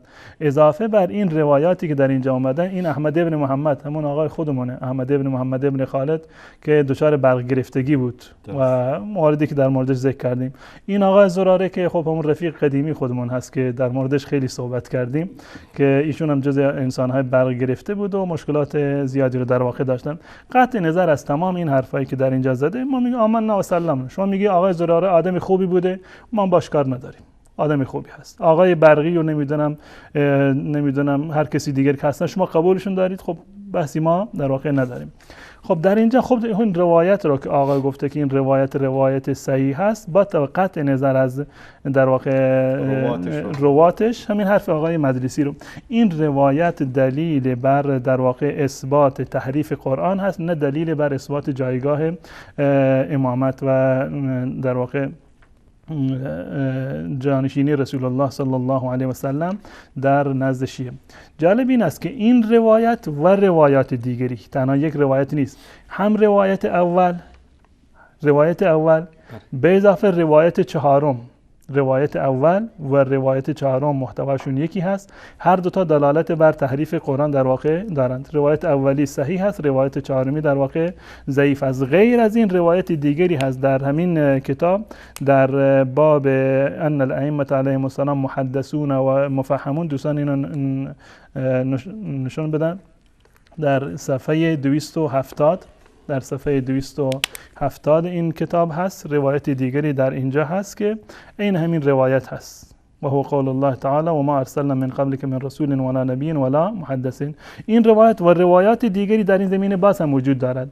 این روایت جالب است که از چند نفر از راویان شیعه من جمله آقای زراره که جایگاه خیلی بلندی رو داره و برید که جایگاهی در سطح زراره داره نزد شیعه و حکم ابن عتیبه بنابر برخی از کتابا که اینطوری نوشته یا حکم ابن عیینه، این سه نفر از راویان شیعه هستند که این مطلب را به اتفاق روایت کردن. یعنی این آیه تحریف شده را هم زراره گفته و هم برید گفته و هم حکم گفته و اینو از چند نفر از امامان خودشون روایت کردن. از امام زین العابدین اینو روایت کردن، از امام باقر روایت کردن، از امام صادق روایت کردن. یعنی سه نفر از راویان موثق و مورد اعتماد شیعه اینو روایت کردن از سه نفر از ائمه شیعه. خب در این میشه شک کرد؟ هیچ انسان شیعه‌ای که به این روایت ایمان داره در چنین روایتی شک نمی‌کنه. اما اشکال این روایت در کجا هست با هم دیگر می‌بینیم. ایشون میگوید که عدت من اصحابنا با همون سندی که عرض کردم سألت ابا جعفر، زراره میگه که من از ابو جعفر سوال کردم عن قول الله عز وجل در مورد این آیه، این فرموده الله متعال و کان رسولا نبیا، من رسول و من نبی، من رسول و من نبی. رسول چی هست و نبی چی هست؟ قال النبی الذي يرى في منامه و يسمع الصوت ولا يعاين الملك. نبی اون کسی هست که خواب میبیند، یعنی در خواب اون وحی میشود، صدا را میشنود و فرشته را نمیبیند. رسول اون کسی هست که صدا را میشنود، یسمع الصوت و یرا فی المنام، در خواب به اون وحی میشود، خواب میبیند و یعاین الملک، چیکار میکند؟ در واقع فرشته را هم میبیند. فرشته را میبیند. تفاوتش رسول و نبی در اینجا گفته اینه که نبی فرشته را نمیبیند اما رسول فرشته را میبیند. قلت الامام ما منزلته. خب جایگاه امام چی هست؟ اون رسول و نبی که جایگاهشون است، امام جایگاهش چی هست؟ قال یسمع الصوت ولا یرا ولا یعاین الملک، که صدا را میشنود ولا یرا اما در خواب نمیبیند. اما اون رسول در واقع در خواب میدید، نبی هم در خواب میدید اما امام در خواب نمیبیند. یسمع الصوت ولا یرا یعنی اینکه خواب نمیبیند، ولا یعاین الملک، نبی ببخشید امام فرشته را هم نمیبیند. تفاوت امام یعنی امام شیعه با پیامبران این است که اونها در واقع فرشته را میدیدند، رسولها و نبی ها نمیدیدند، اما امامان شیعه صدا را میشنوند، خواب نمیبینند، یعنی در خواب به اونها وحی نمیشوند و فرشته را هم در واقع نمیبینند. ثم تلا هذه الآیه، امام باقر این آیه را تلاوت فرمودند که و ما ارسلنا من قبلک من رسول ولا نبی ولا محدث، که این آیه و ما ارسلنا، ما نفرستادیم قبل از تو هیچ پیامبری را، رسولی را و نبی را و محدثی را. این ولا محدثین شاهکار آقایون هست. در قرآن کریم چنین چیزی رو ما نداریم. در سوره حج آیه 52 فقط ولا نبیین اومده، ولا محدثین آقایون اضافه کردن تا اینکه جایگاه امامت رو در این در واقع اضافه بکنن. جالب اینجا است که در پاورقی همین در ولا محدثین در اینجا گفته ولا محدثین انما هو فی قراءت اهل البیت، این در قرائت اهل بیت در قرآن اهل بیت علیهم السلام هست و هو به فتح دال المشدده، به فتح دال مشدده هست یعنی ولا محدثین. خب این روایت اول. این همین روایت دیگری هست در اینجا. روایت دومی که در اینجا هست از برید هست، از مروان ابن مسلم، از برید که یکی دیگر از راویان معروف شیعه هست، از ابی جعفر و ابی عبدالله. این از دو امام روایت کرده، هم ابو جعفر و هم ابو عبدالله. این همین روایت را فی قول الله، فی قوله عز وجل و ما ارسلنا من قبلک من رسول ولا نبی ولا محدث.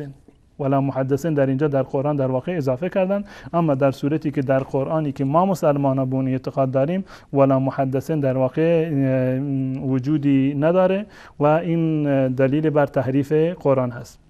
اومدند که جایگاهی برای امامت ثابت بکنند، خب در قرآن نبود. در قرآن جایگاهی برای امامت نبود، نه به نام امام ذکر شده ائمه شیعه در قرآن کریم و نه به نام محدث ذکر شده. اینا اونجایی که الله متعال میفرماد وجعلنا للمتقین اماما، اون عوضش کردن تا اینکه برای شیعیان خودشون امامت رو ثابت کنن. وجعل لنا من المتقین اماما کردن، آیه رو تحریف کردن. در اینجا که الله متعال میفرماید که و ما ارسلنا من قبل که من رسول ولا نبی، اومدن ولا محدثین رو در اینجا اضافه کردن تا اینکه به جایگاهی رو برای ائمه خودشون در واقع از قرآن جلب کنند که این در واقع تحریف قرآن است. اگر آقایون قبول دارند که این روایت صحیحه، نه تنها یک روایت نیست، چندین روایت هست، دو سه روایت در همین کتاب هست و چندین روایت دیگر در بحار الانوار و بقیه جاها هم هست، شاید هم بتوانند آقایون اگر به نفعشون باشه میتونن ادعای تواتر بکنن. سوال من این هست که حکومت جمهوری اسلامی با قریب بر 4 دهه‌ای که بر ایران حکومت دارند و چاپخانه دارند، چرا این قرآنی رو که در ایران چاپ میشه بر اساس این روایات صحیحشون تصحیح نکردند؟ درست. روایت میگه که صحیح هست، مجلسی گفته که صحیح است و شواهد خیلی زیادی هم دارد و جایگاه امامت رو ثابت میکنه. قرآنی رو که عثمان اونو در واقع جمع آوری کرده، این آقای مجلسی این حرفشه که این محدث را عثمان انداخته از قرآن. خب شما بیایید در ایران قرآن رو چاپ کردید، این محدث رو اضافه بکنید تا اینکه وضعیت شما مشخص بشه، تا اینکه ببینید که مسلمانان دنیا در مورد شما چه فتوایی رو در واقع صادر میکنن.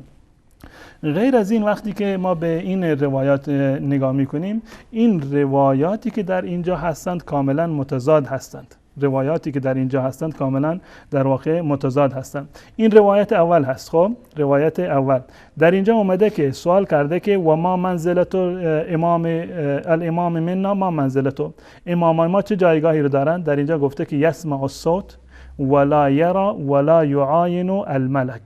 امام جایگاهش چی هست؟ این که امام فرشته را نمی بیند و خواب نمی بیند، فقط صدا رو میشنود. در روایت بعدی همین مطلب را آورده که در اینجا میگوید که ولم یسمع والامام هو الذی یسمع، امام اون کسی است که میشنود صدا را، یسمع الکلام ولا یرا الشخص، ولا یرا الشخص. این روایتی که در این باب آورده با روایت باب قبلی در واقع در تناقض است. روایت باب قبلی، روایت اول که با هم بررسی کردیم، در اینجا در مورد امام چی میگوید؟ امام چه کسی است؟ والذی یرا فی نومه، خواب میبیند، اونجا گفته نمیبیند. و یسمع الصوت، صدا را میشنود، و یعاین فی الیقظة و هو امام، در بیداری فرشته را میبیند و این امام هست. در یک صفحه بعدش در اینجا میگه که امامای ما جایگاهشون چی هست؟ که صدا را میشنوند ولا یا را در خواب نمیبینند و فرشته را در واقع نمیبینند. این روایت اول هست. روایت دوم باز هم همین حرف رو در واقع زده. این روایت صحیحشون متضاد با روایات باب قبلی هست. غیر از این و جایگاهی رو که در اینجا خود آقای کلینی در اینجا مونده که بگه که امام، ببینید در باب اولی چی رو مشخص کرده؟ باب و طبقات الانبیاء والرسل والائمه آورده بود. درست. انبیاء و رسول و ائمه. خب هر چی گشت در قرآن دید که در واقع دلیلی برای امامت وجود نداره. دلیلی برای امامت، یعنی امامت ائمه که اینو در کنار انبیا بگذارند، دید که راهی نداره. در باب بعدی اومد عنوان عوض کرد، فرق در بین رسول و نبی، نگفت در فرق بین رسول و نبی و امام. خب در اونجا تو تفاوت رو آوردی، طبقات رو آورده بودی، اینجا یعنی فرقشون می آوردی. اینجا اومد اصطلاح رو عوض کرد، فرق بین رسول و نبی و محدث، و این کلمه محدث رو در قرآن اضافه کرد تا اینکه یک جایگاهی رو برای ائمه خودشون در واقع در اینجا بسازن و که این در واقع دلیل بر تحریف قرآن شد، نه دلیل بر جایگاه در واقع امامتی که آقایون براش مدعی هستن. خب یک مطلبی دیگه در اینجا قابل، یعنی تمام روایات این باب متضاد با روایات دیگری هستند. خب در روایت اول میگوید که امام فرشته را نمیبیند، در روایت دوم میگوید که امام فرشته را نمیبیند. در اون دو تا روایت این تعبیر آقای مجلسی امام هست، فراموش کرده که در اینجا محدث رو بیاره، میگه ول امامو. اما در دو روایت دیگری همون کلمه محدث رو که در قرآن اضافه کرده، در حدیث همون رو جعلش کرده. در روایت بعدی میگه که و این روایت هم از روایت خود آقای احوله. احول این همون روباهی که امام ابو عبدالله بهش گفته بود که تو روباهی، روباه صفت هستی، یعنی فریبکاری مثل روباه. این همون آقای احول هست، شیطان الطاق. میگه که اما المحدث فهو الذی یحدث فیسمع، محدث اون کسی است که بهش با اون حرف زده می شود و اون محدث می شنود، ولا یعاین، و فرشته را نمی بیند، ولا یرا فی منامه، و در خوابم به اون وحی نمی شود. و در روایت بعدی، روایت چهارم، باز هم همین مطلب را آورده، با اینکه دلالت بر تحریف قرآن دارند. میگوید المحدث الذی یسمع الصوت، صدا را میشنود، ولا یرا الصوره، اما صورت را در واقع نمیبیند. روایات متعددی در کتاب اصول کافی و در کتاب غیر اصول کافی آمده که ائمه شیعه فرشتگان را میبینند. ائمه شیعه فرشتگان را میبینند. هر 4 روایت که در اینجا آمده بود جایگاه امام را، چی بهشون بگیم امام اول و دوم و سوم، چی بگیم محدث اول و دوم و سوم، تا هر اصطلاحی که براشون در واقع قابل قبول هست، در هر 4 روایت اومده که ائمه شیعه یا محدث های شیعه امام را نمیبینند. اما در روایت دیگری به طور مثال روایت موالید ائمه را وقتی که ما نگاه میکنیم میبینیم که در اونجا برعکسه. موالید ائمه جلد 1 صفحه 386 از این کتاب هست. در اینجا روایتی در اینجا آمده که انه لما كانت الليله التي علق فيها بجدي، در اون شبی که جد من میگوید که در واقع به نطفهش بسته شده، اتا آتن جد ابی، یک فردی اومد پیش پدر من، پیش جد من اومده، جد پدرم، به کأس فیه شربتون، یک لیوانی آورد که در اون یک نوشیدنی بود، ارق من الماء و الین من الزبد، که از آب هم رقیق‌تر بود و زیباتر از نرمتر از زبد بود. میگه خب اینو آورد، اینو داد به جد من، پدر جد من اینو داد که این رو خورد. و احلا من الشهد و ابرد من الثلج و ابیض من اللبن فسقاه ایاه، این را به جد پدر من در واقع داد. و بعدش هم میگه وقتی که ولما ان كانت الليله التي علق فيها بابي، زمانی که پدر من نطفهش بسته شد، اتا آت جدی، فردی اومد پیش جد من و همین شراب را و همین لیوان را به اون هم در واقع داد. همین مطلب در روایت دوم هم اومده که اذا احب ان يخلق الامام امر ملكا، وقتی که الله متعال بخواد که ان يخلق الامام، امام را خلق بکند، یک فرشته ای را دستور میدهد، فاخذ شربة من ماء تحت العرش، آبی رو از زیر یک نوشیدنی را از زیر عرش برمی‌دارد، فیسقیها اباه، این شراب را و این نوشیدنی را به پدر امام در واقع میدهد و پدر امام از اون در واقع از اون نطفه به وجود میاد. این یک باب، روایت متعددی در این زمینه هست. روایت باب دیگری در جلد 1 صفحه 393 هست، ان الملائکه تدخل، ان الائمه تدخل الملائکه بیوتهم، که ائمه ما اینگونه هستند که فرشتگان وارد خونه هایشون میشوند، و تتأ بسطهم و تأتیهم بالاخبار علیهم السلام، که یعنی فرشتگان بر روی لحاف اونها پا میگذارند و اخبار غیبی میآورند. در خطبه 235 امام علی رضی الله تعالی عنه گفته بودند که اخبار و انباء آسمانی قطع شده بود، اما در اینجا میگه که این بابی رو منعقد کرده که فرشتگان اخبار میارند پیش در واقع ائمه. خب در این روایت اومده تصافحهم الملائکه علی فرشهم، فرشتگان با اونها چیکار میکنند؟ مصافحه میکنند، دست میدن بر روی لحاف هایشون. قلت و یظهرون لكم، آیا برای شما ظاهر میشوند اونها رو میبینید؟ قال فمسح یده علی بعض صبیانه، بر روی یکی از بچه‌هاشون سرشون دست کشید، فقال هم التف بصبیاننا منا بهم، یعنی اینکه بله اونها ما رو میبینن، ما اونها رو میبینیم، بر روی فرزندان ما بر سرشون پر میکشند، مهربانتر هستند به فرزندان ما. روایت بعدی از ابی عبدالله اینو نقل کرده، میگه که وضرب بیده مصاور فی البیت، یک بالشتی رو که در خونه بود دست رو زد روی اون بالشت و گفت که این بالشت طالما اتکت علیها الملائکه، خیلی زیاد اتفاق افتاده که فرشتگان اومدن روی این بالش تکیه دادن، ربما التقطنا من ذغبها، گاهی اتفاق میفته ما از پر و بال اونها هم چیزی رو در چیکار میکنیم؟ جمع میکنیم. خب روایت بعدی هم میگه که من وارد شدم، ابو حمزه سومالی میگه که رفتم پیش علی، دخلت علی علی ابن الحسین امام زین العابدین، رفتم دیدم که دخلت البیت و هو یلتقط شیئا، زین که ایشون دارند از روی زمین یک چیزی رو جمع میکنن، و ادخل یده من وراء الستر، یک چیز رو جمع کردن تو دستش پشت پرده به یک کسی دادن، فناوله من کان فی البیت فقلت جلت فداک هذا الذي اراك تلتقط ای شیء هو، اینا که جمع میکنی چی هست؟ فقال فضله من ذغب الملائکه نجمعه، یک پر و بال فرشتگان است که اینجا ریخته، ما اونها رو در واقع جمع میکنیم، اذا خلونا، وقتی که تنها باشیم اینا رو جمع میکنیم و اینا رو در گردن فرزندان خودمون در واقع میبندیم. و در ادامه اومده یا ابا حمزه انهم لیزاحمون علی تکعتنا، اینا بر روی بالشت های ما میاند، جا رو برای ما تنگ میکنند، جا رو برای ما تنگ میکنند. ببینید در اون 2 تا باب صراحتا آقای مجلسی و آقای کلینی اومدن چند تا روایت آوردند که فرق امامای ما با انبیا و رسول این است که اونها فرشتگان را میبینند، اما ائمه ما فرشتگان را نمیبینند، فقط صدا رو میشنوند. در این روایت همشون اومده که فرشتگان میان اینجا پیش ما مینشینند و ما اونا رو بهشون بالش تقدیم میکنیم، رو بالشتا ما تکیه میزنند، بسر پر روی سر فرزندان ما میگذارند و جای ما رو تنگ میکنند و بالشون هم میریزه اونجا. پروبالشون هم متاسفانه الله متعال محکم کاری نکرده، پروبالشون هم در واقع میریزه. و غیر از این روایات متعددی در کتاب بحار الانوار اومده که دلالت بر این میکنه که این امر در واقع به حد یعنی شاید آقایان بتونن ادعای تواتر بکنن. بابی در اینجا هست، باب ان الملائکه تأتیهم، همون باب هست که آقا در اینجا هم آورده، منتها روایت بیشتری رو آورده. روایت از ابو عبدالله هست یقول مر بابی علیه السلام رجل. این روایت واقعا جالبه، یک روایتی رو درست کردن مثل روایت جبرئیل. روایت جبرئیل که اهل سنت دارند که جبرئیل اومد پیش رسول الله صلی الله علیه و سلم و داستان طولانی داره، عین همون روایت رو اومدن جعل کردن، کپی کردن برای ائمه خودشون. میگوید که سمعت ابا عبدالله، از امام عبدالله شنیدم که یقول مر بابی علیه السلام، میگه که یک فردی از کنار پدرم عبور کرد، این از کنار امام باقر، رجل و هو یطوف، امام باقر طواف میکرد، یک کسی از کنارش رد شد، فضرب بیده علی منکبه، دست روی شانهش زد، ثم قال اسالک عن خصال، اون فرد غریبه دست زد روی شانه پدر من یعنی امام باقر و گفت که من 3 تا سوال از تو دارم، عن خصال 3 لا يعرفهن غیرک و غیر رجل آخر، غیر از تو و غیر از یک نفر دیگر این سوالا رو نمیدونه، فقط تو میدونی، یک فرد دیگر میداند.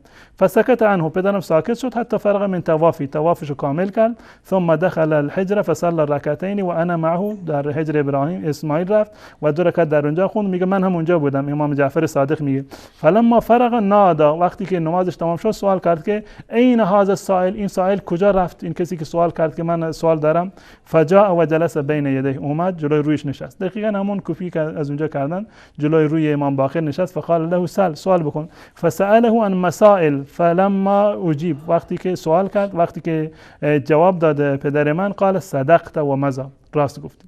دقیقاً همون روایت اهل سنت رو گرفتن، فقط نامه رو عوض کردن و برای امام خودشون.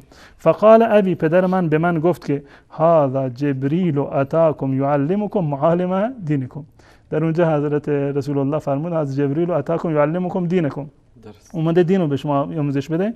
در اینجا اومده و میگه که بله این جبرئیل بود، اومده بود که شما چیکار بکنه، معالم دین رو به شما یاد بده. اونم به کی؟ به امام جعفر صادق. در روایت نموده کسی دیگر در اونجا بوده، جعفر صادق بودند و باقر.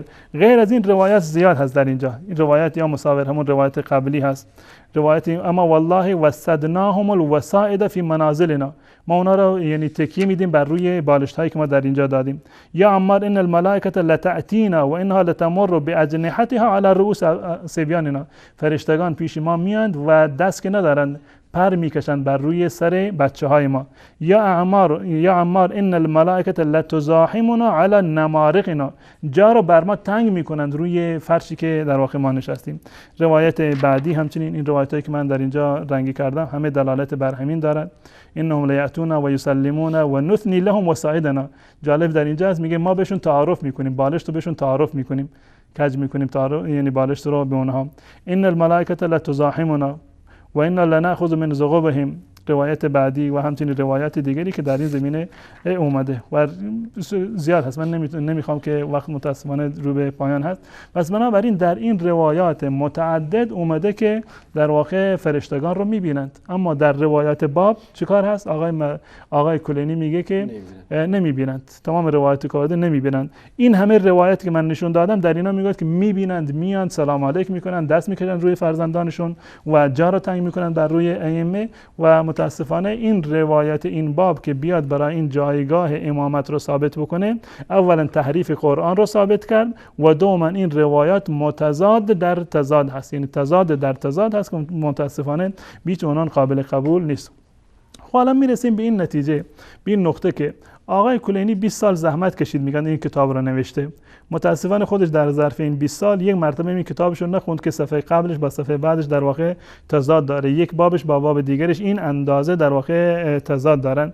و الان بیایم ببینیم آقای مجلسی چی میگه. آیا واقعا ما که چیزی نفهمیدیم؟ صراحتا من چیزی تا حالا متوجه نشدم که فرق بین رسول و نبی و امام و محدث در واقع چی است. میریم سراغ آقای مجلسی ببینیم که در اینجا چیزی رو فهمیده، به ما هم بگه که فهمیدم و منم برای بینندگان عزیز نقل میکنم. بله، معروف ترین شرح کتاب اصول کافی است، مرآت العقول، معروف ترین و گسترده ترین شرحش است. خب در مورد حدیث اول در اینجا گفته بود صحیح هم که همون روایت تحریف قرآن هست که من نشون دادم که ولا محدثان را اضافه کرده بودن. آقای مجلسی میگه که یدل علی انه کان فی قراءت اهل البیت، دلیل بر این است که در قرائت اهل بیت این آیه همینجوری بله تحریف قرآن بوده.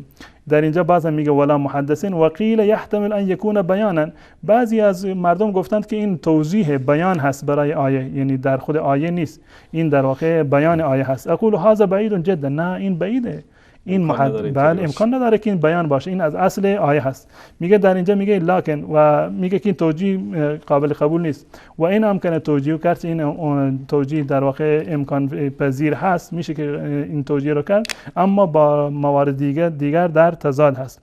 در اینجا میگه که لکن اوردنا فی کتابنا الکبیر، ما در کتاب بزرگمون یعنی در کتاب بحار الانوار اخباری را آوردیم اصرح من هذه الاخبار، از این روایات صریح تره، از این روایت اول باب که گفته صحیح است، اون روایتی که در کتاب بحار من آوردم از این روایات صریح تر هست فی کون هذه الکلمه فی القرآن، که این کلمه در قرآن بوده، ولا استبعاد فی سقوط بعض القرآن عما جمعه عثمان، و هیچ بعیدم نیست که وقتی عثمان این قرآن را جمع کرده چیکار کرده؟ بعضی از قرآن را انداخته باشه. حدیث سوم هم که گفته بود صحیحه، این حرف رو زیر حدیث سوم گفته در شرح حدیث سوم. میگه وعلم ان تحقیق الفرق بین النبی والامام علیهم السلام و استنباط من تلك الاخبار لا یخلو من اشکال. میگه تحقیق فرق در میان نبی و امام و استنباط یک نوع فرقی از این اخبار لا یخلو من اشکال، خالی از اشکال نیست، نمیشه که این در واقع تفاوت رو از اینجا پیدا کرد. و کذا الجمع بینهما، جمع کردن در این روایت هم چیکاره؟ مشکل. خب روایت من نشون دادم، در روایت باب میگه که فرشته آن را نمیبینند، اما روایات متعددی هست که فرشتگان را میبینند. و بین سایر الاخبار التي سياتي بعضها و اوردنا اکثرها فی کتاب البحار فی غایة الاشکال، جمع کردن در روایات این باب و روایات دیگری که در بحار آوردیم این خیلی سخته، فی غایة الاشکال. روایات بابی که من در اونجا کاملا نمایش دادم. والذی ظهر لی من اکثرها، چیزی که من در اینجا متوجه شدم از اکثر این روایات، هو ان الامام لا یرى الحکم الشرعی فی المنام، امام در خواب حکم شرعی را نمیبیند. و النبی قد یراه، و اما الفرق بین الامام و النبی و بین الرسول ان الرسول یرى الملک عند القاء الحکم، که رسول حکم را در هنگام القای حکم چکار میکند؟ میبیند. و النبی غیر الرسول، و نبی غیر رسول هست. و الامام لا یریانه فی تلک الحال، و نبی و امام در صورتی که فرشته صحبت میکنند اینها فرشته را نمیبینند. این نقطه خیلی جالبی است در اینجا میگه والامام لا یریانه، رسول و امام لا یریانه فی تلک الحال، در اون لحظه فرشته را نمیبینند، در لحظه که حرف میزند و وحی میآورد فرشته را نمیبینند. و این رآیاه فی سایر الاحوال، چون که اینا تضاد داره، روایت باید از جوری در واقع اینا رو جمع بکنه. میگه در اوقات دیگر میبینه، اما در زمانی که فرشته داره حرف میزنه امام نمیتونه که فرشته را ببینه. و یمکن ان یخص الملک الذی لا یرانه بجبریل، واقعا دروغ و حافظه نداره. میگه امکان داره اون فرشته ای که ائمه نمیبیننش کی هست؟ جبرئیل باشه. اون فرشته ای که ائمه نمیبینن چی هست؟ جبرئیل هست. این کتاب من دوباره خدمت بینندگان نمایش بدم که این واقعا جالب هست. در اینجا روایت اولی که در اینجا آوردم، این روایت در اینجا چی بود؟ هذا جبرئیل اتاکم یعلمکم معالم دینکم، این جبرئیل بود که اومد به شما چیکار میکرد؟ معالم دین رو یاد بده. خب جبرئیل اومده چیکار بکنه؟ شوخی بکنه؟ برای بازی اومده که معالم دین را یعنی احکام رو بگه. اما آقای مجلسی میگه که نه، خب در وقتی که حکم شرعی رو بیان میکنه نمیبینن. خب در اینجا اومده که دیده. میگه امکان داره اونی که نمیبینن جبرئیل باشه. این روایت و روایت بعدیش و چندین روایت در این باب اومده که خب اون جبرئیل رو دیدن. این واقعا دروغ یعنی حافظه واقعا نداره. و یعم الاحوال لکن فیه ایضا منافرتون، میگه باز هم خودش قبول داره که این حرفی زده برای عوام فریبی، خودش هم قبول نداره. میگه که امکان داره که این توجیه بشه که منظور جبرئیل است که جبرئیل رو نمیبینن، یا وقتی که حرف میزنند اونها رو نمیبینند. و یعم الاحوال لکن فیه ایضا منافرتون لبعض الروایات، این تضاد داره با روایات دیگری که در واقع وجود داره. و مع قطع نظر عن الاخبار، و با توجه الان از اخبار چیزی ثابت نشد، این همه خبر و این همه روایت آورد، الان میگه که ما قطع نظر عن الاخبار، الان صرف نظر بکنیم از اخبار. لعل الفرق بین الائمه و غیر اولی العزم من الانبیاء ان الائمه نواب للرسول لا یبلغون الا بالنیابه. میگه که فرقشون این است که ائمه نایبان رسول هستند و به نیابت در واقع چیکار میکنند؟ احکام شرعی رو میرسونند. و این کان تلک النیابه اشرف و اعلی رتبه من تلک الاصاله، نیابتی که ائمه شیعه دارند مقامش بالاتر از اصالتی هست که انبیا دارند. اونها نبی هستند، بالاصاله الله متعال اونها رو انتخاب کرده، اما نیابت ائمه ما بالاتر از نبوت اونها هست در واقع. ربما یفرق بینهما بان الملک یلقی الی النبی، که در واقع اینم که حرف قابل قبولی نیست. و بالجمله خلاصه رو در اینجا میگه و بالجمله لابد لنا من الاذعان بعدم کونهم انبیاء، ما باید قبول بکنیم که اونها پیامبر نبودند. و انهم افضل و اشرف من جمیع الانبیاء، از تمام انبیا برتر بودند، پیامبر نبودند ائمه ما، اما از تمام انبیا چیکار بودند؟ برتر و بالاتر بودند. جمیع الانبیاء سوى نبینا صلوات الله علیه و علیهم و من سایر الاوصیاء ولا نعرف سببا لعدم اتصافهم بالنبوة، ما دلیلی برای این که اونها پیامبر نشدند، چرا پیامبر نباشند، ما نمیدونیم. دلیلی برای این که پیامبر نبودند نمیدونیم مگر مراعات کردن خاتم انبیا، جایگاه رسول الله صلی الله علیه و سلم. ولا یصل عقولنا الى فرق بین بین النبوة والامامه، عقلهای ما نمیکشه، ما نمیتونیم فرقی رو در میان نبوت و امامت چیکار بکنیم؟ پیدا بکنیم. صراحت میگه که فرقی رو ما نمیتونیم. آقای کلینی 20 سال زحمت کشیده بیچاره این ابواب جمع کرده روایات رو. آقای مدرسی میگه که عقل ما کار نمیکنه، ما از این روایات نمیتونیم که فرقی رو پیدا بکنیم. و ما دلت علیه الاخبار فقط عرفته، این اخباری هم که در اینا چی آمده بود، اینو در واقع شما هم که دیدید که به هیچ عنوان در واقع قابل قبول نیست با این همه تضادی که در اینجا وجود داره. وقتمون در واقع به پایان رسیده، 3 دقیقه وقت داریم جناب. یعنی به هیچ عنوان تمدید نمیشه. و فرق و نبی رو که در این کتاب بزرگش در اینجا هم می آورد، من این یک نقطه رو هم خدمت بینندگان عزیز اشاره بکنم. و در اینجا صراحتا این آورده که در کتاب بحار الانوار جلد 26 میگه تأکید و بیان اعلم ان ما ذکره من فضل نبینا و ائمتنا صلوات الله علیهم علی جمیع المخلوقات و کون ائمتنا افضل من سایر الانبیاء هو الذي لا يرتاب فيه من تتبع اخبارهم، در این که انبیاء ما از تمام ائمه ما از تمام انبیاء بالاتر هستند، هیچ کسی در این زمینه شکی رو به دل خودش راه نمیدهد. علی وجه الاذعان والیقین والاخبار فی ذلك اکثر من ان تحصى، و روایات در این زمینه بیشتر از اون چیزی هست که در واقع چیکار بشن؟ قابل شمارش باشن. و غیر از این، پس بنابراین خمینی هم که در واقع در کتاب حکومت اسلامی خودش گفته بود که ان من ضروریات مذهبنا، از ضروریات مذهب ما این است که ائمه ما یک جایگاهی رو دارن نزد الله متعال که نه فرشته مقربی به اون جایگاه میرسد و نه نبی مرسلی به اون جایگاه در واقع میرسد. و با توجه به این اعترافاتی که آقای مجلسی در این کتاب خودشون کردن، این ائمه‌ای که شیعه به آن معتقد هستند فراتر از ائمه هستند، حتی فراتر از خود رسول الله صلی الله علیه و سلم.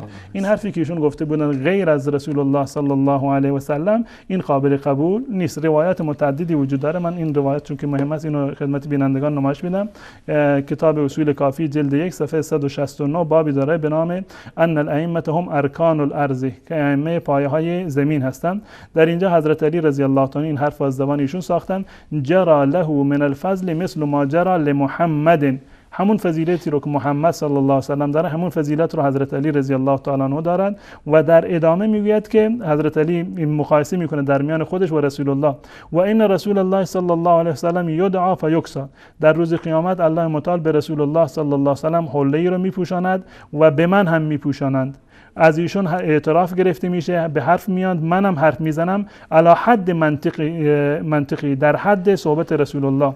ولقد اوتیت خصالا، اضافه بر این به من یک خصلت هایی داده شده که قبل از من به هیچ کسی داده نشده. یعنی حتی به رسول الله، خودشون با رسول الله مقایسه میکنه، این چیزا من و رسول الله یعنی شریک هستیم، غیر از این علم منایا و بلایا و انساب و فصل خطاب این به من داده شده که به رسول الله صلی الله علیه وسلم داده نشده بود. این روایت اول. روایت دوم باز هم این حرف رو میزنه. روایت بعدی یعنی مقطع بعدی همین روایت هست، باز هم این حرف رو میزنه.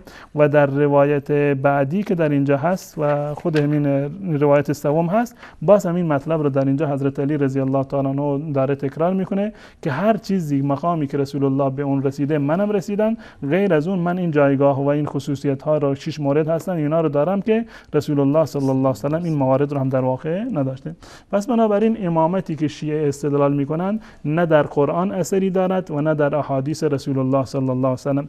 و جالب این است که در جاهایی که شیعه استدلال میکنن برای امامت خودشون میگن لفظ ولی آمده، لفظ مولا اومده، لفظ خلیفه اومده، لفظ امام در هیچ جا نیومده. در هیچ روایت صحیح لفظ امام که ائمه شیعه امام باشن چنین چیزی نیومده و این چاری نداشتن به جز این که بیان این روایات رو در واقع جلب بکنند برای تحریف قرآن، تا اینکه ائمه خودشون در واقع بیارن در کنار انبیا قرار بدن و به اعتراف خمینی و به اعتراف مجلسی و دیگران جایگاه ائمه برتر از جایگاه تمام انبیا هست. پس بنابراین باید این تعبیر اصلاح بشه. شیعیان 12 امامی نیستند، بلکه شیعیان 12 پیغمبری هستند که هیچ ارتباطی با دین اسلام و با قرآن و با سنت رسول الله و اهل بیت رسول الله صلی الله علیه وسلم ندارد.